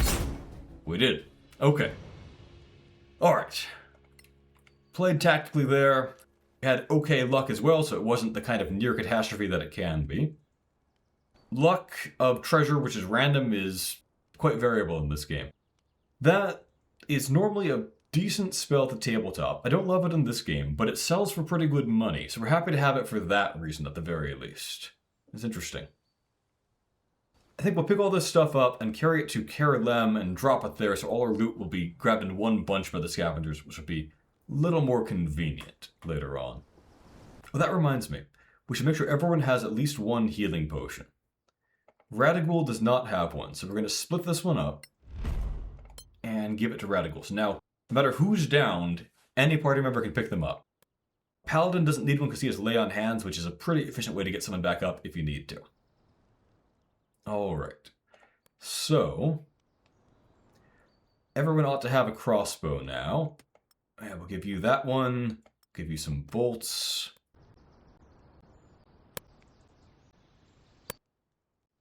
We also have scimitars now, which our wizards can't use, but our cleric and so forth can, which frees up short swords. So we'll do that. So we'll give you a scimitar. That frees up your short sword. We'll give that to our wizard here, who's proficient because he's an elf.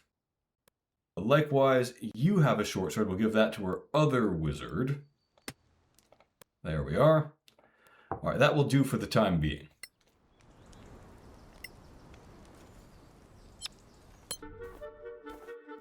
It's guaranteed there'll be no more random encounters until you finish Caer Lem. Then on the way back, you could totally get ambushed, so you better be careful about that.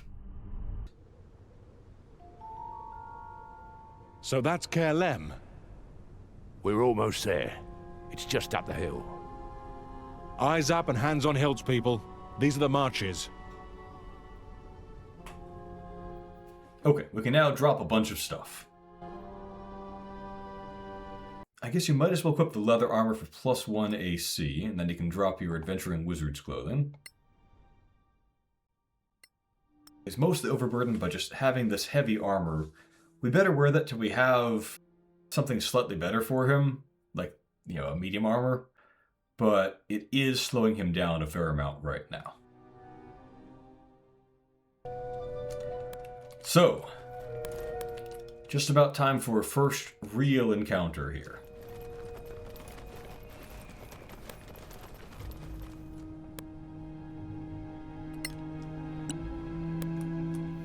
Those bubbles around us, by the way, indicate what sound range we have due to our armor and so forth. What's that smell? So we're near some goblins that will soon be visible over there. We should buff up, I think. Let's get to where we can actually see them just so we can target them when we're ready for that. It's really important to get the drop on them and not the other way around.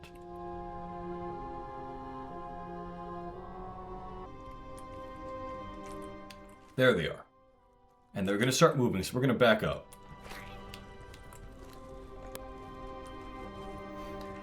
Okay. Now, we're going to have to do a whole bunch of fights in sequence with no rests. And so we're really going to have a hard time here. We therefore better make the most of our resources. In particular, we probably want to try to stretch our bless here for 2 combats if we can. And we definitely want to stretch our hit points if we can do a shadow armor setup. So we're going to do that. We're going to do that. We're going to have... we'll have you do a bless on... Let's do our main attackers. You, and you. Then we're going to advance in stealth mode. Make sure that we've got the enemy in range. That should be in range. Then you are probably our sneakiest party member, right? then if we... Are you in range? I can't tell. We'll try that. No, you were not in range. Okay, come on, come on, come on. Oh no, it's wasting blessed time here. This is not good. Not good at all. Okay. Well, my original plan was to carry forward a bless from this combat into the upcoming other fight with goblins there. I think now I'd better skip that because the bless probably doesn't have enough rounds to last. Now, I want to point out one other thing here, which is that surprise doesn't work the way you'd expect it to in this game. It's not like Baldur's Gate where one side is either surprised or not surprised. Also, the person who does the initial attack is guaranteed to actually go first, which makes some sense logically, but ignore their initiative, just force them to be the first person in the combat if they're the one doing the surprise. Now, what's important though is that when you launch your surprise attack, whoever does the attack rolls a stealth check. However, it won't be the first skill roll they do. The first one they do is always a survival check to identify the enemy for some reason. So you can't guidance it, because guidance only lasts for one skill. Anyway, you roll a stealth check, so we had Radagul, who's our best stealth person, I guess, do that. Then all the enemies get perception checks against your stealth, which means that the ones here on Cataclysm that have +3 are getting a pretty good bonus to that. If they beat you, they're not surprised. Therefore, having a good stealth is essential to actually surprising the enemy. But let us see what we can do.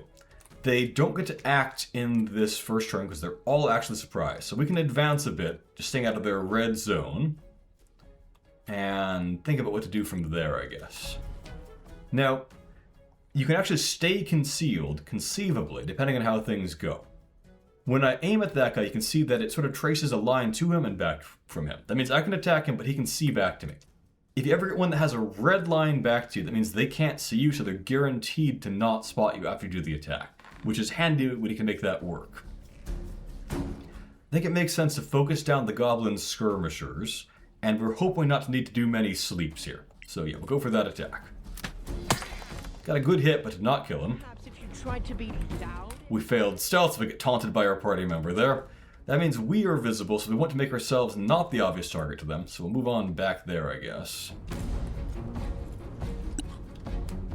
Now, if you go for that target and get the kill, they don't get a spot check against you if they die. So, it makes sense to go for you, I think.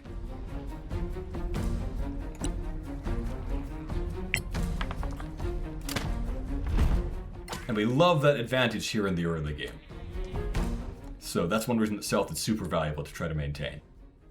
Yeah, that's a regular goblin, not a skirmisher. The skirmishers that have the range attacks are kind of the most important to focus down because they've got the range attacks. That one's location is unknown. Okay, that one's pretty far away. You can't move very far. So we'll have to take who we can get in terms of who you attack. I don't think there's going to be any location we can get to where they can't spot you, so we'll go for what we can. Curses. My fault. This might make it hard for some of them to target you with that cliff face, but I wouldn't count on it. Okay, you are our best sniper due to having the archery combat style. We'll go for the finisher on that guy. Okay, so you get to stay concealed. That's good, and we'll back you up so they don't randomly spot you.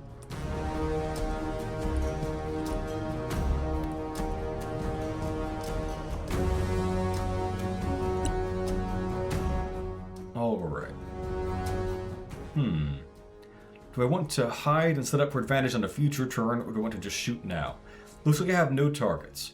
So I can either walk up and ready an action to shoot when someone goes into range, or I could try to cast a spell. What's my maximum range on that? It's out there. If I advance, I might be able to catch that guy, but it's not guaranteed, and we do want to save our spell slots if we can, because we've got to get through a lot of fights with them. So, I think then it makes sense to actually re-hide rather than do a readied action for now, and we'll try to back up out of range and let them come to us. Okay. Yeah, we will go for you. No, we've got more important fights to save that for. We will pass on that. Okay. We are spotted, because we have disadvantage on that. There's one up there, unknown location. If we stay here, though, we have cover. That might be our best bet. With cover and a shield out, we will be genuinely hard for them to hit, but not impossible. And I'm hoping that one can't even shoot us. I'm hoping it has a dash. No, it had a shot at us. But cover's deducted from its attack roll there. It doesn't really have +2 to hit. It has plus substantially more, but the cover's subtracted. Eh. Horrible luck. Okay. Not only did they have a chance to shoot that guy, they hit him, despite his pretty good armor class, and they immediately broke his concentration. That's the way it goes. And we min-rolled our damage. Okay.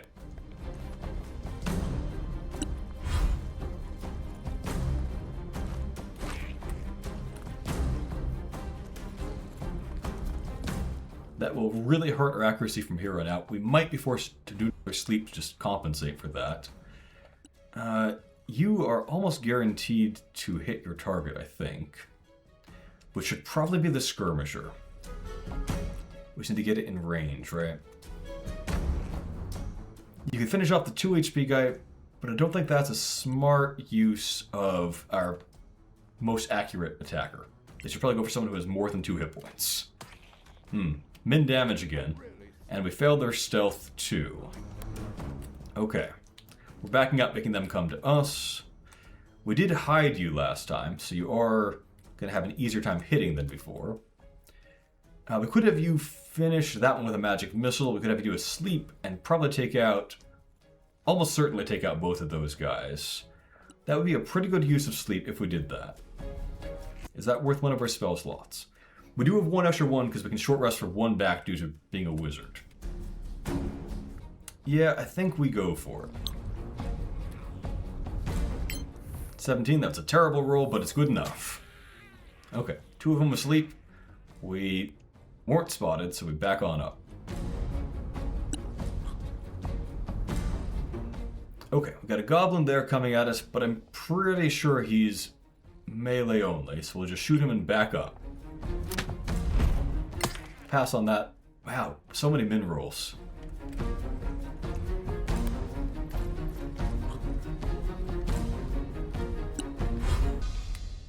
You know what? We'll have you ready in action to shoot once the guy gets into range. Or once one of them gets into range, anyway.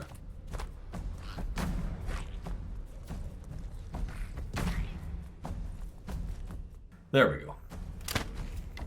Yeah, we missed. Okay.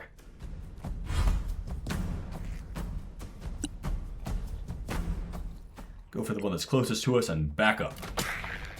Almost min damage. Okay.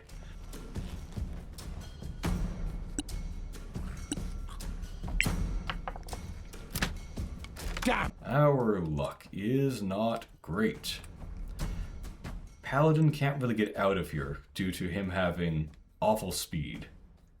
But Goblin shouldn't be able to run that fast. So as long as we finish off this guy, the other one shouldn't be able to catch us, I don't think. But just in case, we will switch to Rapier and Shield. Okay, must have dashed there, I think. Yeah, gotta get those ones. Do we want to try to swarm the guy because we can't outrun him anymore? I think we do. So we'll just go for him and go for the bonus action attacks, and we should be able to finish him almost certainly with all these guys.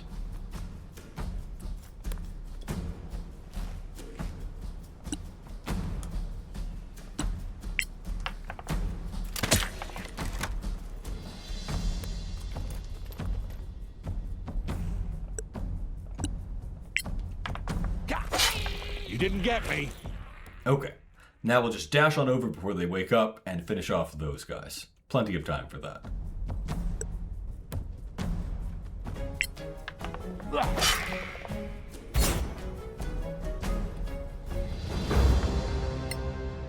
Where did those goblins come from?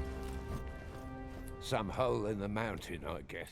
And we can find said hole in the mountain and fight them if we want to, but I don't think we want to do that right now.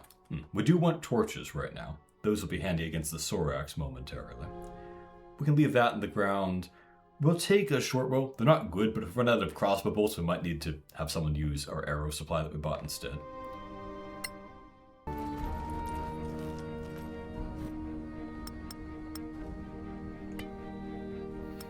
We're picking up stray torches for everyone, because that will be handy in the Sorak fight that's upcoming.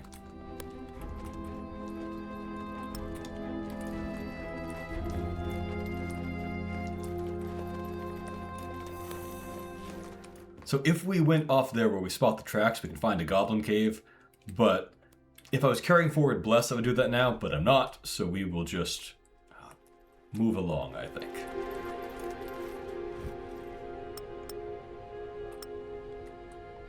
We'll come back and do that at the end of Caer Lem, so we don't need to string it together as one more fight without rests. Or without long rests, I should say.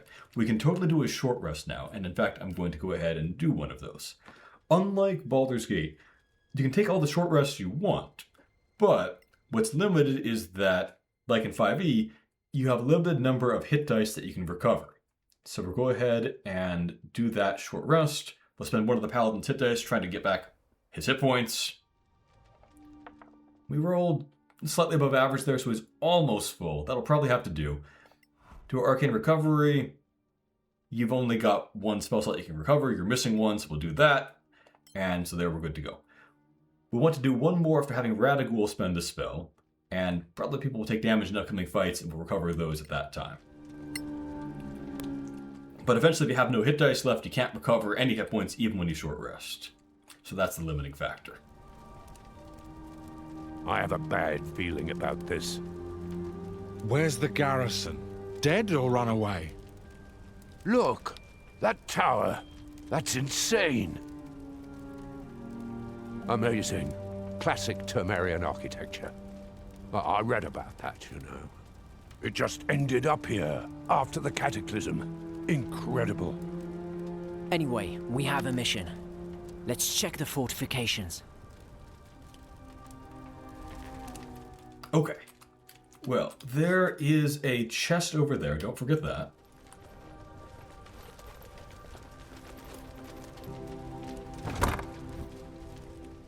Money, money. This is a pretty useful ingredient. And herbalism kit, yeah. I mean, it's used to craft potions. Now, potions will be better in the DLC. For whatever reason, you're just not allowed to craft any good potions here in the main game. I'm not even sure we want to pick that up, actually, yet. We might just leave that on the ground and not weigh ourselves down. That's how bad potions are at this stage of the game, because we just can't craft anything good yet. And, as I said, we won't be able to craft anything good, period, until the DLC, when suddenly you get recipes for the better potions. I will pick up an herbalism kit at some point when I have more carrying capacity. I think that one's locked, so we'll have to do a guidance, because we only get one try per character at opening these locks, so we don't want to blow it. Okay. You're tough. None of us are actually that good at picking locks, but that's okay. That's not really necessary. Oh, something I should do. I should activate her power to get her more hit points. There we go. Yeah, we'll just do it in sequence. Devo, very bad.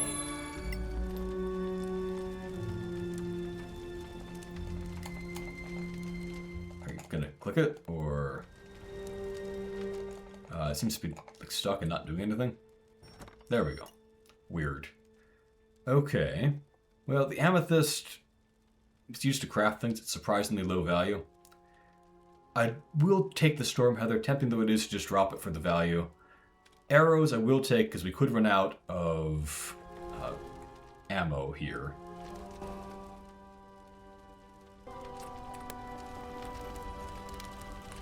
There's a chest over here too, as well, I think.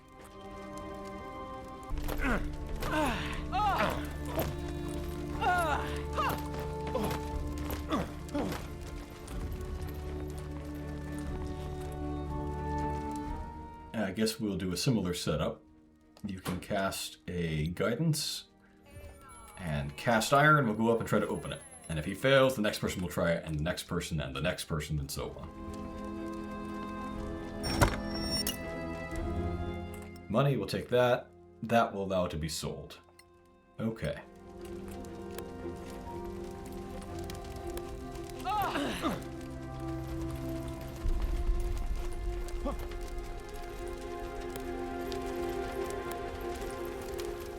All right, in we go. There's definitely been fighting here. No one here to greet us. How rude. I was hoping for drinks at least. This is no time for jokes. Right. Whoever did this could still be around, and we don't want them hearing us. We should look for survivors. 50 people can't just vanish. Did you see that? Someone's hiding inside the tower. It's a trap. The goblins killed everyone, and now it's our turn. Or they're the survivors, and they're being cautious. We need to get up to that door. If they slaughtered the garrison, they'll pay. Back off! No closer! Who's there? We're not letting you in! And we're not coming out! Is Captain Henrik there? We need to talk to him. Don't you dare speak his name, you filthy bastard! Don't talk to them! They'll cast a spell on you! Don't touch me! Clearly, their distressing experience has affected their reason. Let's get to the door. Maybe if they can see us up close, we can show them our council badges. Alright. Something very important over here. You may be told, I think it's written on the wiki last I checked, that you must pass an Arcana check to get this important item here. As far as I can tell, that's not actually important. You get the item regardless. But you do need to check this thing out before later on when the scavengers come here, or you will permanently miss out on a very important item that's good for boosting faction reputations. So make sure to grab it.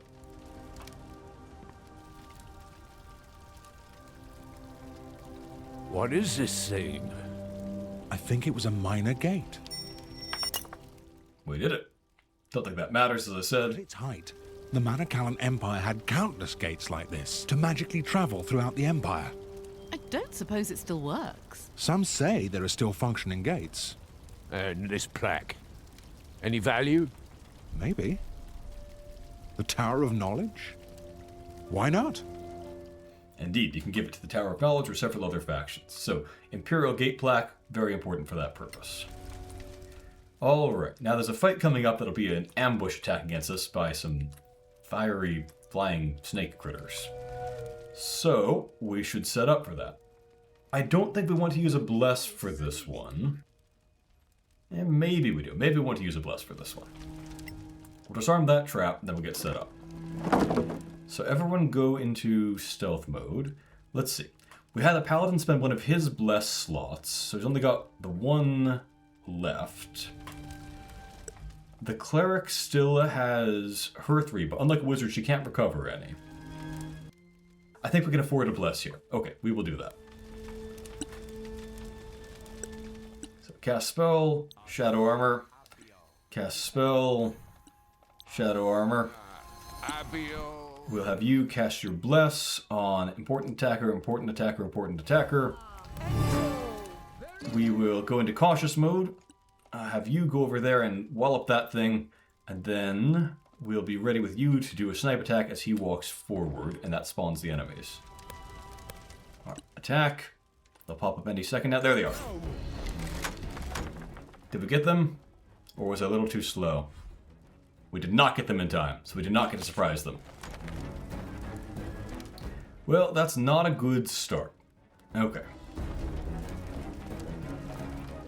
Well, they're in two different groups. There are these ones there, and then there's those ones on that side of the battlefield. Maybe we can fight one herd of them first, and then go for the others. Now, we can't melee them because they're flying, but that'll be okay. Sleep will work on them pretty well, but it'll cause them to fall out of the air, which will then do damage to them, but will wake them up immediately, which is not so great. Tempted to do a magic missile, but it's probably better not to do so. Probably better to just go for the kills. We can probably finish 2 of them with average results. Nah, we better pass on that. Okay. Does that recover on a short rest or a long rest? I should check that. Yeah, I remembered it works on a short rest, so I should use that and get it back at some point here, I think.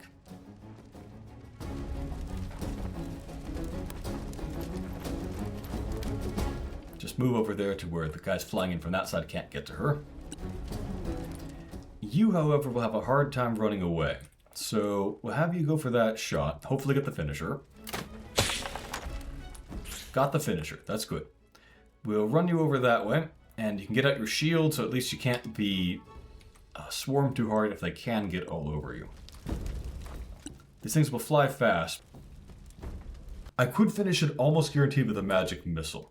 Is that better than taking a bit of hit point damage now? I don't think it is, actually.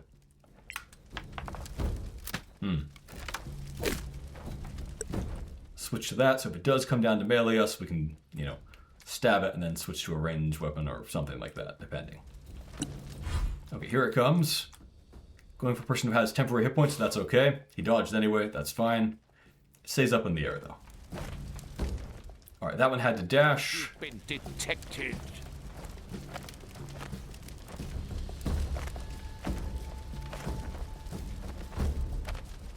Well, the good news is we made them all dash, so that helps. The bad news is they're all over us now.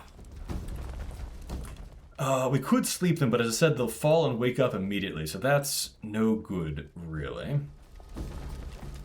We could poke and then shoot, but I think we're better off just going for the double stab, probably. So that's what we're gonna do.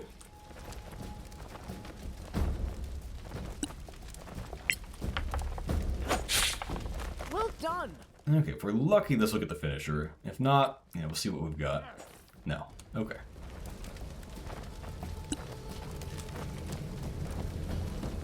Alright.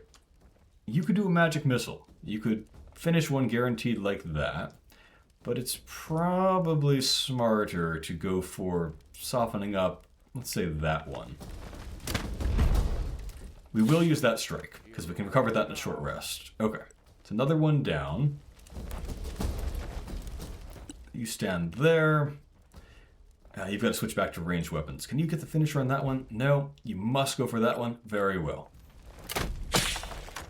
Lucky roll there. Nice. Okay, that's good. If we hit you with this, it's like a 1/4 chance to kill, which is not great, but it would free up our spell or our action to cast a spell. I think that probably doesn't matter at this point. We'll just see if we can get the 25% finisher at this point. No, we can't. So they do get 2 attacks against this, but that's not awful. You did have the temporary hit points, so that's okay. You also had them, that's kind of part of the plan, I guess. So, good use of shadow armor there. Saves us some hit points. You can no longer do a good attack against them with your bonus action, so we'll just go for that. Fit for a song. You likewise have to just go for your ranged attack. There we go. Alright, that wasn't too bad. They drop their scales. Those are an okay crafting ingredient, but I think for now we're just still desperate for money, so we'll leave those to be sold. Okay. Over we go then.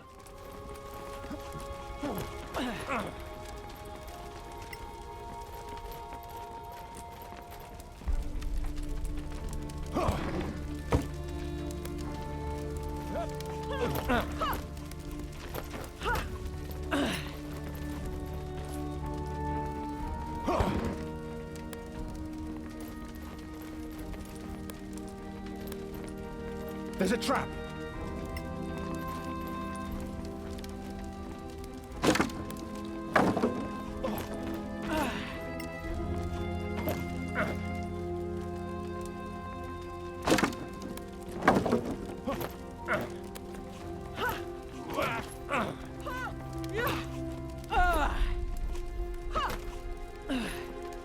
Okay, here we are.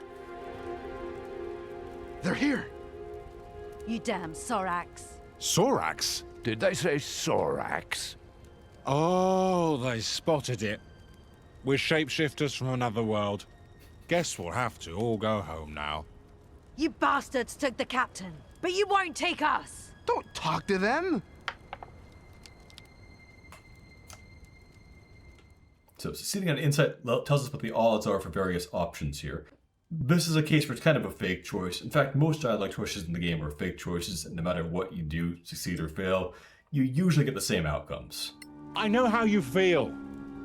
I fought at Sandreed. Lost a lot of good friends there. Sandreed, eh? Which unit? What happened to Don't Talk to Them? The Longswords, under Lord Dalmor. And no wonder we died. Longswords were terrible. Third day. Arrow in the eye. Jonas Mills was the real leader. Fought to the bitter end. Open up. They're not Sorax. No! I said no!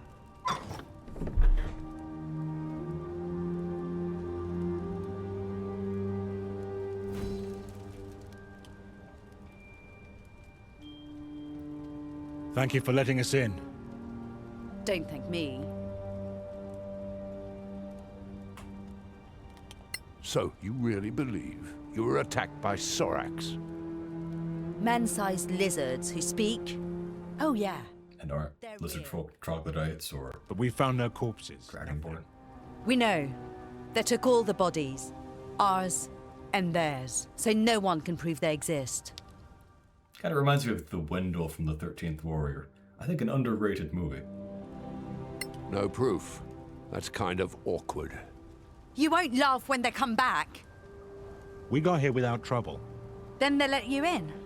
And now you're trapped with us. Why would they do that? How should I know? They're Sorax. Are you in charge here? Lieutenant Beryl Stonebeard. Second in command. After Captain Henrik. So she was quite obsessed with them. We'll find a journal later on in the Goblin Cave that'll be a bit interesting. Might we have a little chat with your comrades And here's one of the few choices in the games that actually does matter coming up. Clever. We're good. Okay, let's do a short rest, as we talked about. We will get back our resource for the cleric. And do we want to spend a hit die here and just top up for these two? I think that does make sense to do, because there's only one more fight before the big one that we need to watch out for. So, yes, we'll do that.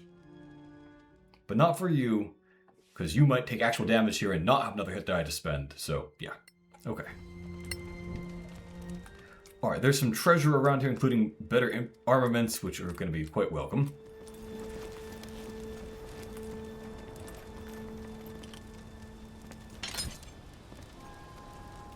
Finally, a scale mail for elf improvement. And a longbow is a better weapon than a crossbow too, in theory. Doesn't really matter because you never really engage enemies at such long range, but yeah, we'll take it. We'll take the bolts and so forth. Alright, you can finally drop your heavy armor on the ground and equip that instead.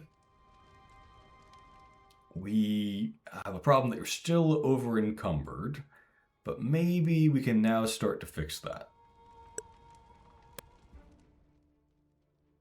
Then we will... I guess we need to lockpick that, so we'll use guidance on that.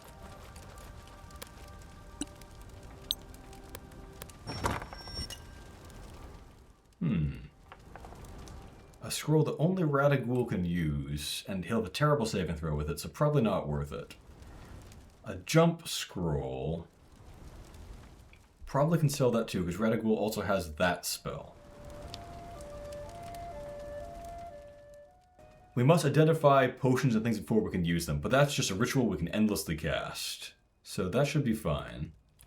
I'll demonstrate that, then because we can just do it infinitely, I will just turn on the mode where you can skip over that formality.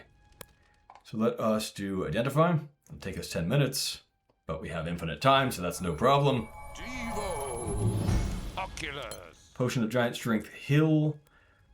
Is that something we want to use now? It might be. It's a powerful consumable. We'll have better ones later on in the game. Only downside is it lasts only 1 hour, so if we do that, then short rest, it's gone. So we probably should use it before the big Sorak fight, I think. But let me change that setting so we can skip the identify nonsense. Alright, let's talk to the characters. Hey there. Hi, name's Robar Sharp. So you're the old sweat of the group, huh? Yeah, but I'm not in charge, mind you. So you fought at... We're all tiny because we're elves. Oh yeah. Got the scars from rebel arrows to prove it. Oh, those damn skirmishers. They gave me a few holes too. Well, if we survive Sandreed, we'll both make it through this. That's the plan. How about Lisbeth? You're her superior? Good woman. Strong, brave. You can trust her with a sword. That's worth something in my book.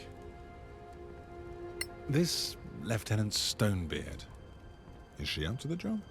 Clearly not. Look around. Losing the captain broke her. What do you think of Daliad? Never liked him. He's hiding something. He's been nervous since we came back from the Badlands. But it'd be no good picking a fight with him now. Very wise. So what do you think we should do? For starters, not waiting here for the Sorax to come back and off us. But Stonebeard says stay. And she's an officer, so... Yeah, she's a stubborn one. And mutiny's a bad look on a soldier. You could talk to her. Deputy of the Council and all. So if we find a way, you're with us? I'm with myself. But don't let that stop you. We could do something like a guidance for the upcoming conversation. Veribe!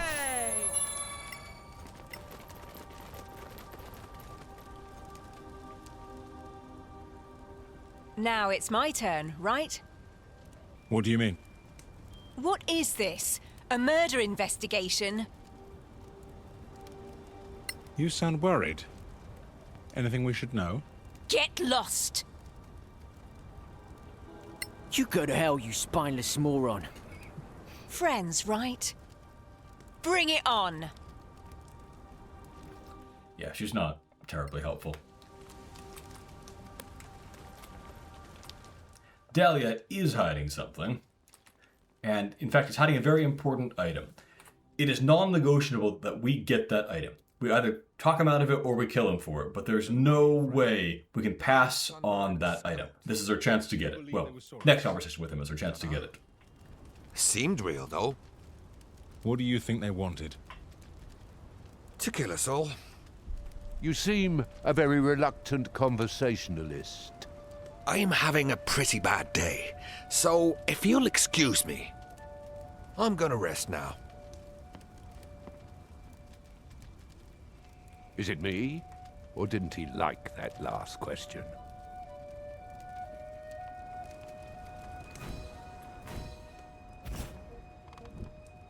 Right. We need to make a decision here. I'm shocked by the thought that Sorax might be real. If we don't help them, they'll either die or kill each other. Let them. Could be fun to watch. So everyone has an opinion, but what are we going to do? And what about Daliad? We got some pretty worrying hints about him. What if he really is hiding something important? We need to talk to him and find out the truth. Alright, we better optimize how we talk to him, because as I said, we cannot pass on getting this item. Also, immediately after talking with him, either we'll be fighting him, or we'll be fighting a Sorak, so we better be buffed up and ready for action. Let's see, how will we do this? So, one peculiarity about the game is that I don't know how it'll choose who will be doing the various social roles. The first one I want to try is the Persuasion, then the Deception, then the Intimidate. But you can't just do that with whoever you want to. Clerical Terror here will probably be picked to do the Insight check, which will waste guidance if it's used on her. Because I think she's the best guidancer. So we probably want to give the guidance to Elf Improvement and hope that he's allowed to make either the Persuasion or the Intimidate. If not, it's kind of wasted. But regardless, as I said, we absolutely insist that we will get the item from Dahlia. So, Cautious Mode. Then you will activate Shadow Armor. You will activate Shadow Armor. You'll do a Guidance on Elf Improvement. We stay in Cautious Mode, and we have a little chat with Dahlia, and we hope for reasonable luck here. We do get 3 tries to get the item from him, so it doesn't really hurt that much that we're bad at the social skills. But we could fail. About this trip into the Badlands. That's what we do here. The Sorax attacked after you came back. So what? I brought them here? Did you bring something back? We always do. Like the scavengers. Ask Sharp. He has tons of things brought back from there. But maybe this time you took something special. It's nothing of value to Sorax. How would you know? So it had him go for the insight and he failed it, and that blew the guidance. So unfortunate, I thought she'd be the one doing it. So, we now don't have the guidance, so our chances of success are not great, but we'll do what we can. We're all on the same side here. Failed. No. So now they go for the deception. We're terrible at that one. The council will reward you if you help us. You won't buy me with words. Alright, our last chance is the Intimidate. If that fails, he'll attack us. Which is a shame because he's one of the more useful people here. But it's the way it is. Or we'll help ourselves. We did it. Okay. It's just an old book. Might be of historical value. Take it then, and find a way to get us out of here. Hey, what's that? Alright, silly things are about to happen.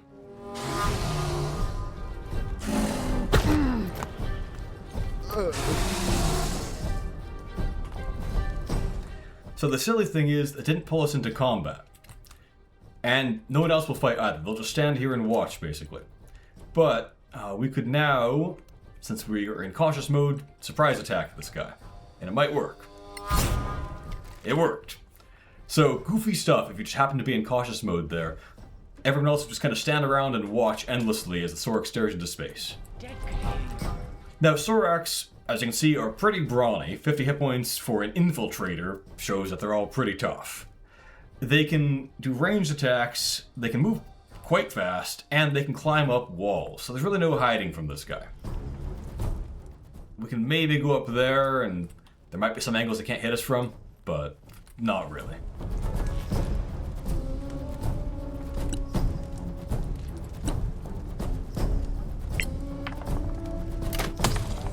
But being hidden is going to help.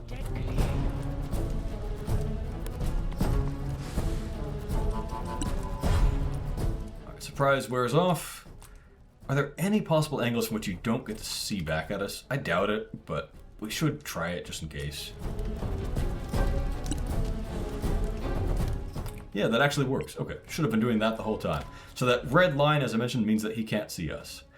Okay, there's no downside to doing this, because we can short rest again after this. So yes, we'll go for that. We got the lucky stun. Okay, great.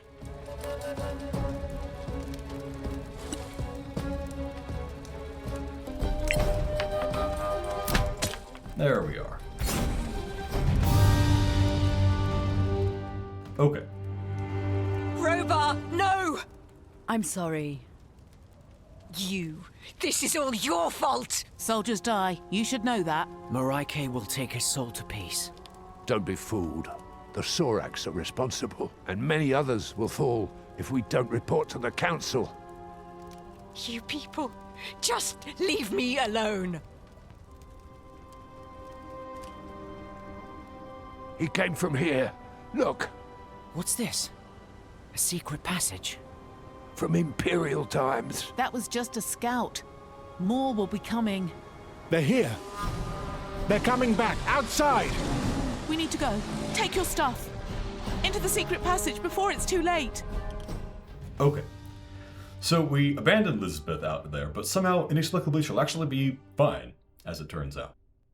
When she shows up later on, I thought for sure she must be a Sorak in disguise as her, because they can do that, but no, it's the real her, inexplicably. Anyway, we'll short rest now and get back our cleric power. We didn't actually need to use all our spell slots here. We were luckier than I anticipated. We might as well get to full health because we'll have a long rest coming up after this, and we can do then as many as we need to. We can exit cautious mode for the time being. And we have 2 new allies who must be kept alive. If they die, we game over. She's an okay cleric, and Daliat is kind of a rogue. The alternative is you could have gotten Lizbath and Robar, but they're terrible. They're just generic fighters, and they're not really any good. And also, rescuing them gives you favor with the Principality of Masgorth, which is worthless. Whereas rescuing Beryl, if you talk to her first, gives you favor with the Antiquarians, which is worth something. Or if you talk to Daliat, that's worth favor with the Arcaneum, because he's secretly a spy for the New Manichaean Empire. So you really want to rescue one of these 2.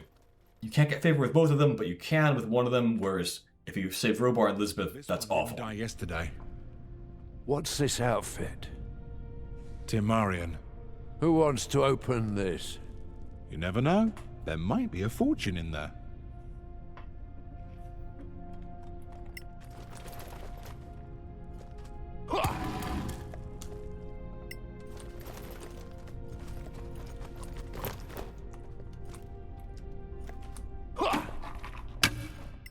Okay, we'll loot that. This is another faction reputation boosting item, which are tremendously important because pretty much all the good items in the game are obtained by getting good reputation with a faction and then buying stuff from them that's only unlocked by doing that. Blur is not a great spell. We might just leave that to be sold. This leather armor +1 will eventually replace with just generic studded leather, which will do the same job for a tiny fraction of the price. But for the time being, we appreciate every little +1 we can get. So yes, we'll take that and we'll give that to you. And then there's some more side treasure to find. Keep your eyes open. There's lots of, secret side stuff in this game. Wait, are those Sorax? Who else? Right out of a fairy tale as ugly as life. And certainly not lizard folk. We can surprise them. Can't we sneak around? From what I see, not a chance. All right. Tread lightly, and we all attack at once. Alright, we better not go any closer to them. What we wanted to do is go over there. This will be a very tough fight. But luckily we've got plenty of resources because we've played carefully up until this point. So we should be able to handle it. I felt like there was another treasure around here somewhere. Am I wrong about that? Maybe not. Okay, so let us survey this battlefield. There were a lot of Soracat down there. They're all at least as tough as the one that we were fighting. And there's more that are kind of hidden. Now, there are stalactites we could theoretically drop on them, but the problem is they're outside of combat mode, so they'll just keep using their Sorak regeneration ability, so that won't really help us very much. They regenerate while they're in the dark, but we are allowed, I believe, to cast Dazzle at torches around here without that aggroing them. So we'll do that as long as we're in cautious mode, and I think that'll be okay.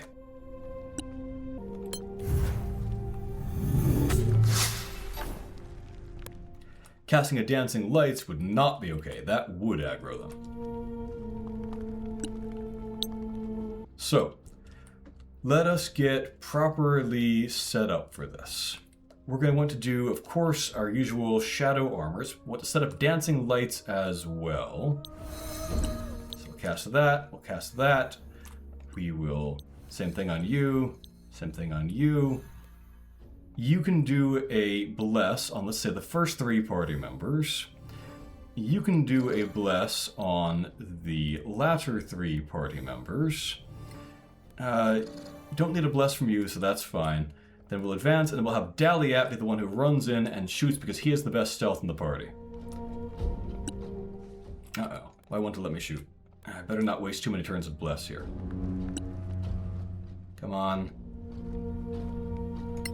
You can't tell me that there's no way to target some of those guys from up here. That doesn't make sense. There we go.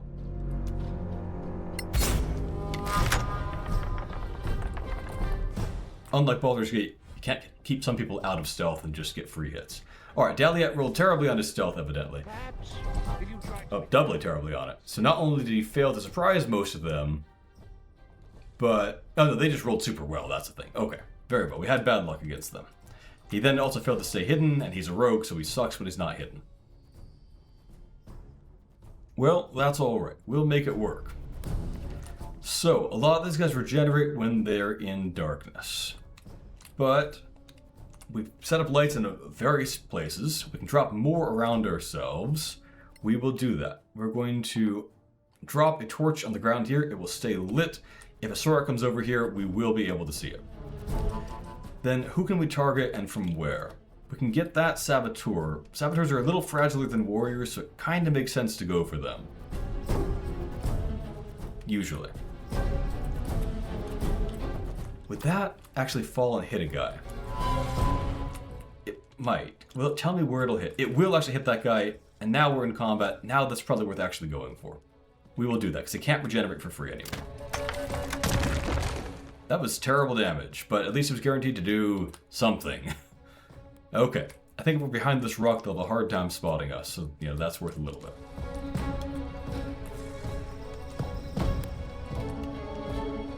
Our goal now is to soften some of them up enough that we can get them with a sleep.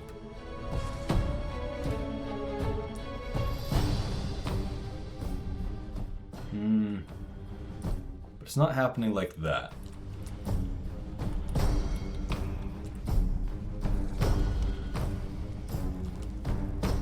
Can we do a dazzle over there? Not that it matters much. No? Okay. We'll go for you because you're the only target we have that's in range here. Terrible. But at least we're able to stay hidden, so that's worth a little bit. Or it might be anyway, depending whether they need to dash or can do another attack against us. We will drop a torch on the ground here, so if they come over here, they're in light. And we'll switch to that set so that if they can attack us, we've got better armor class. Alright, here it comes. Is it going to spot everyone? It did spot many people at least. Those ones are surprised, so that's worth something. Okay. Can we soften you up enough that you are sleepable? With a high likelihood, yes.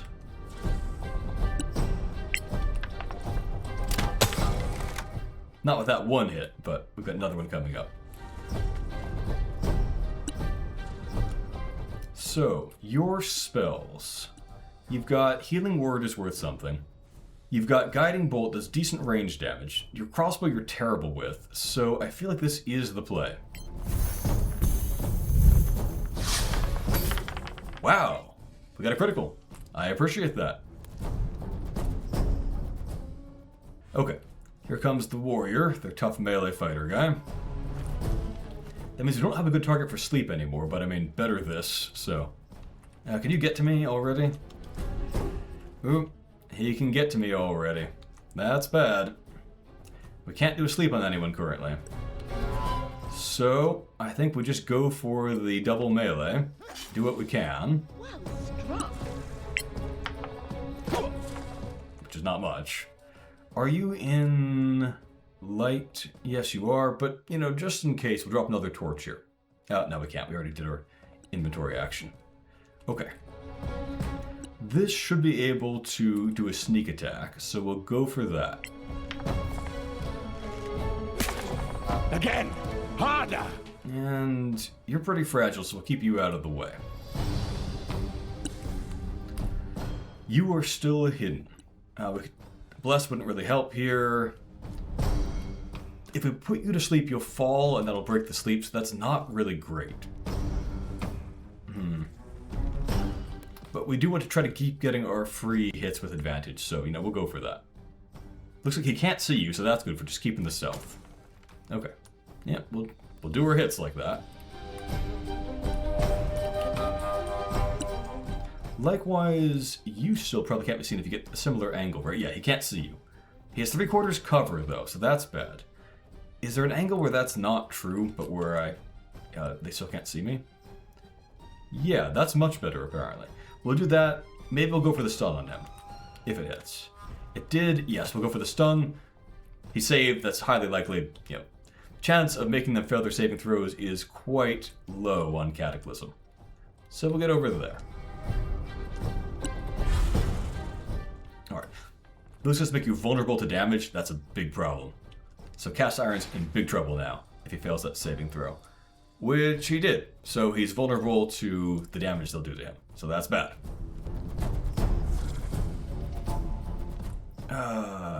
I could hit you, but it won't do very much. I think we go for you. No, let's see. You're...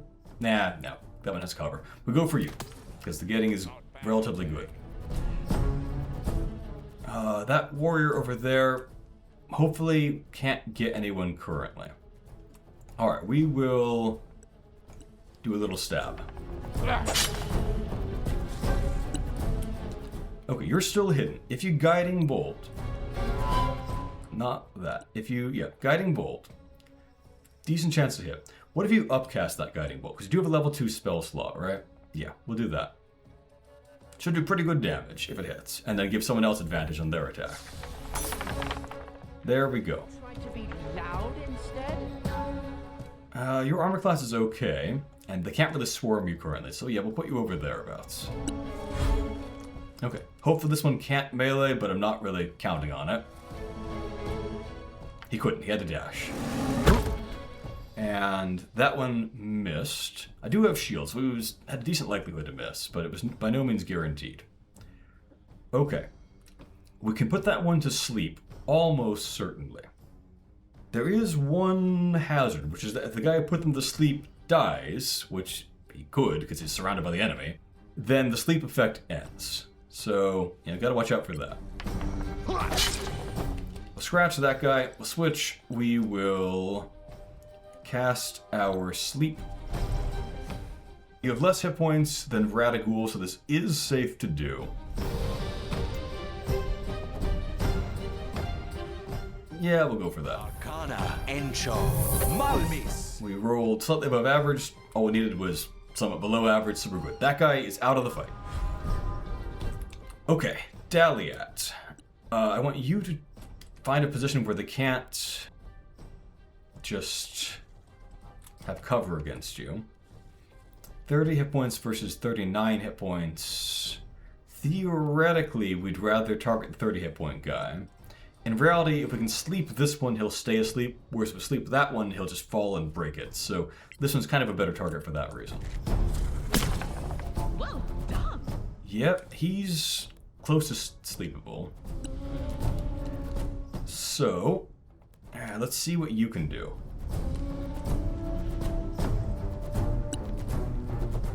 Nope, still got cover over there. Still got cover over there. There we go. Okay. So that one is now on average sleepable, though not with a great margin of success. What can you do with your spells? You've got several of them left. We're doing okay on Bless timing, right? Yeah, 5 rounds. We're doing just fine. Okay. You could do a Guiding Bolt. It would do hefty damage. If you did a magic missile, that would hurt that one, putting him to be more sleepable, and push that one closer to death by a little bit. Or we could just attack, but that one does have cover, that one's got cover. I think we go like that and that. And just do the damage we can. Never mind. We still want to protect your concentration, so we're not going to put you right in the middle of them, but that should be good. Alright. He's going to do... I did his heal. But it means he at least can't attack us, so that's, helpful. Okay. If we stab you once and succeed on the stabbing, then you are now... That was more damage than I thought it would be. Oh, right, we have a short sword in that hand, not a dagger. Great. Very good. So now we switch to that. Then we do our sleep. When we try to target it, we're going to only hit that guy, not the one who's already asleep. Let's go for a vertical targeting there. I'll target the guy that has lowest hit points first. We're tied there, but that should be only the Sorakath guy. So yeah, we'll go for that. Nice. Okay. Then we don't want the sleep to end, so we'll run you over there. Now we'll just see if they're able to kill Cast Iron or not. You've got a Guiding Bolt left. Can we get to a position where they don't have 3/4 cover?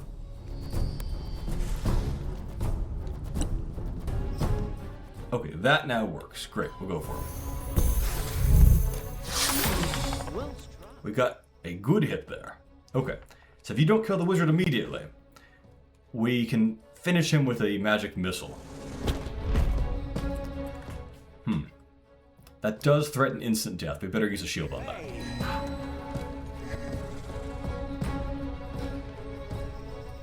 The problem is that as long as he's in that range, his sleep is sort of in jeopardy, because if he dies, it ends, right?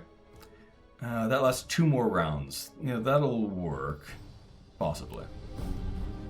Alright, this is a guaranteed finisher, and guaranteed a little bit of damage, at least on that guy. We can't shield anymore having done that, but that should probably be okay. We can solve them up with a lot of people first, and then Radagul can maybe deal with them. We'll see.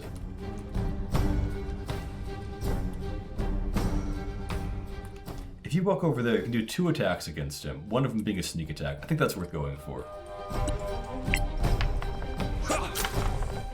Pretty good. That's battle. You got anything useful for us? I don't think you do, so we'll just go for the shot, I guess.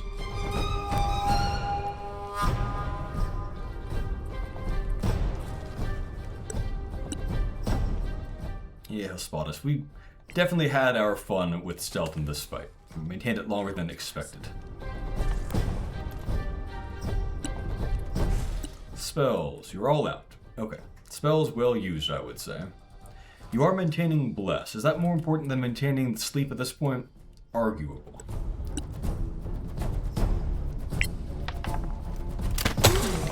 A modest success.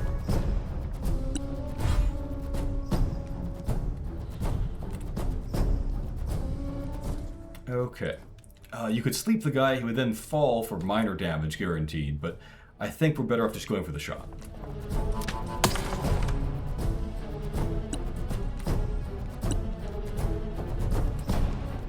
If you walloped him with the hammer, so probably wouldn't kill. Okay. He gets one more turn to attack, but then if he doesn't kill the wizard and end the sleep immediately, we've got this. So...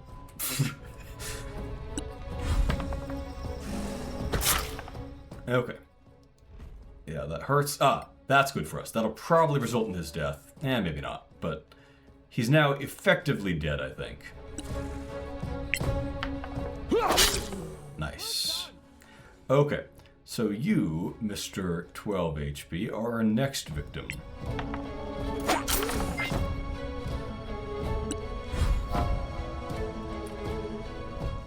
I guess we could just go for both of them, because you can do good critical sneak attack damage. Sure. Okay. Alright. A fight pretty well managed there, I think. We're close to level 3, but as far as I can tell, it's not possible to quite hit level 3 here, even if you did do the goblin fight and everything else. But we can rest down there at long last.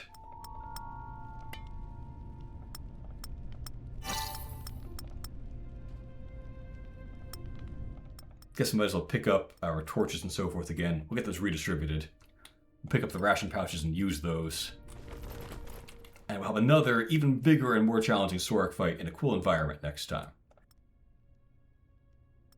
Okay, well, we will rest up, and then next time we'll have a very tough fight against Soroks and then hit level 3.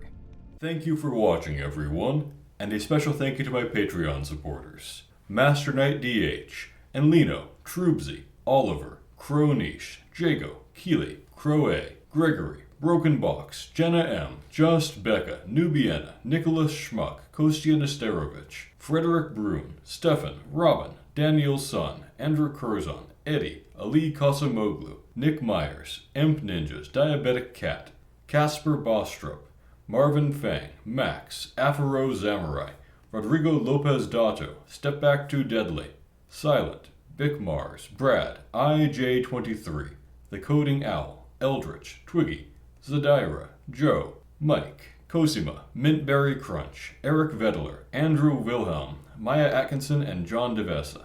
Have a great day, everyone.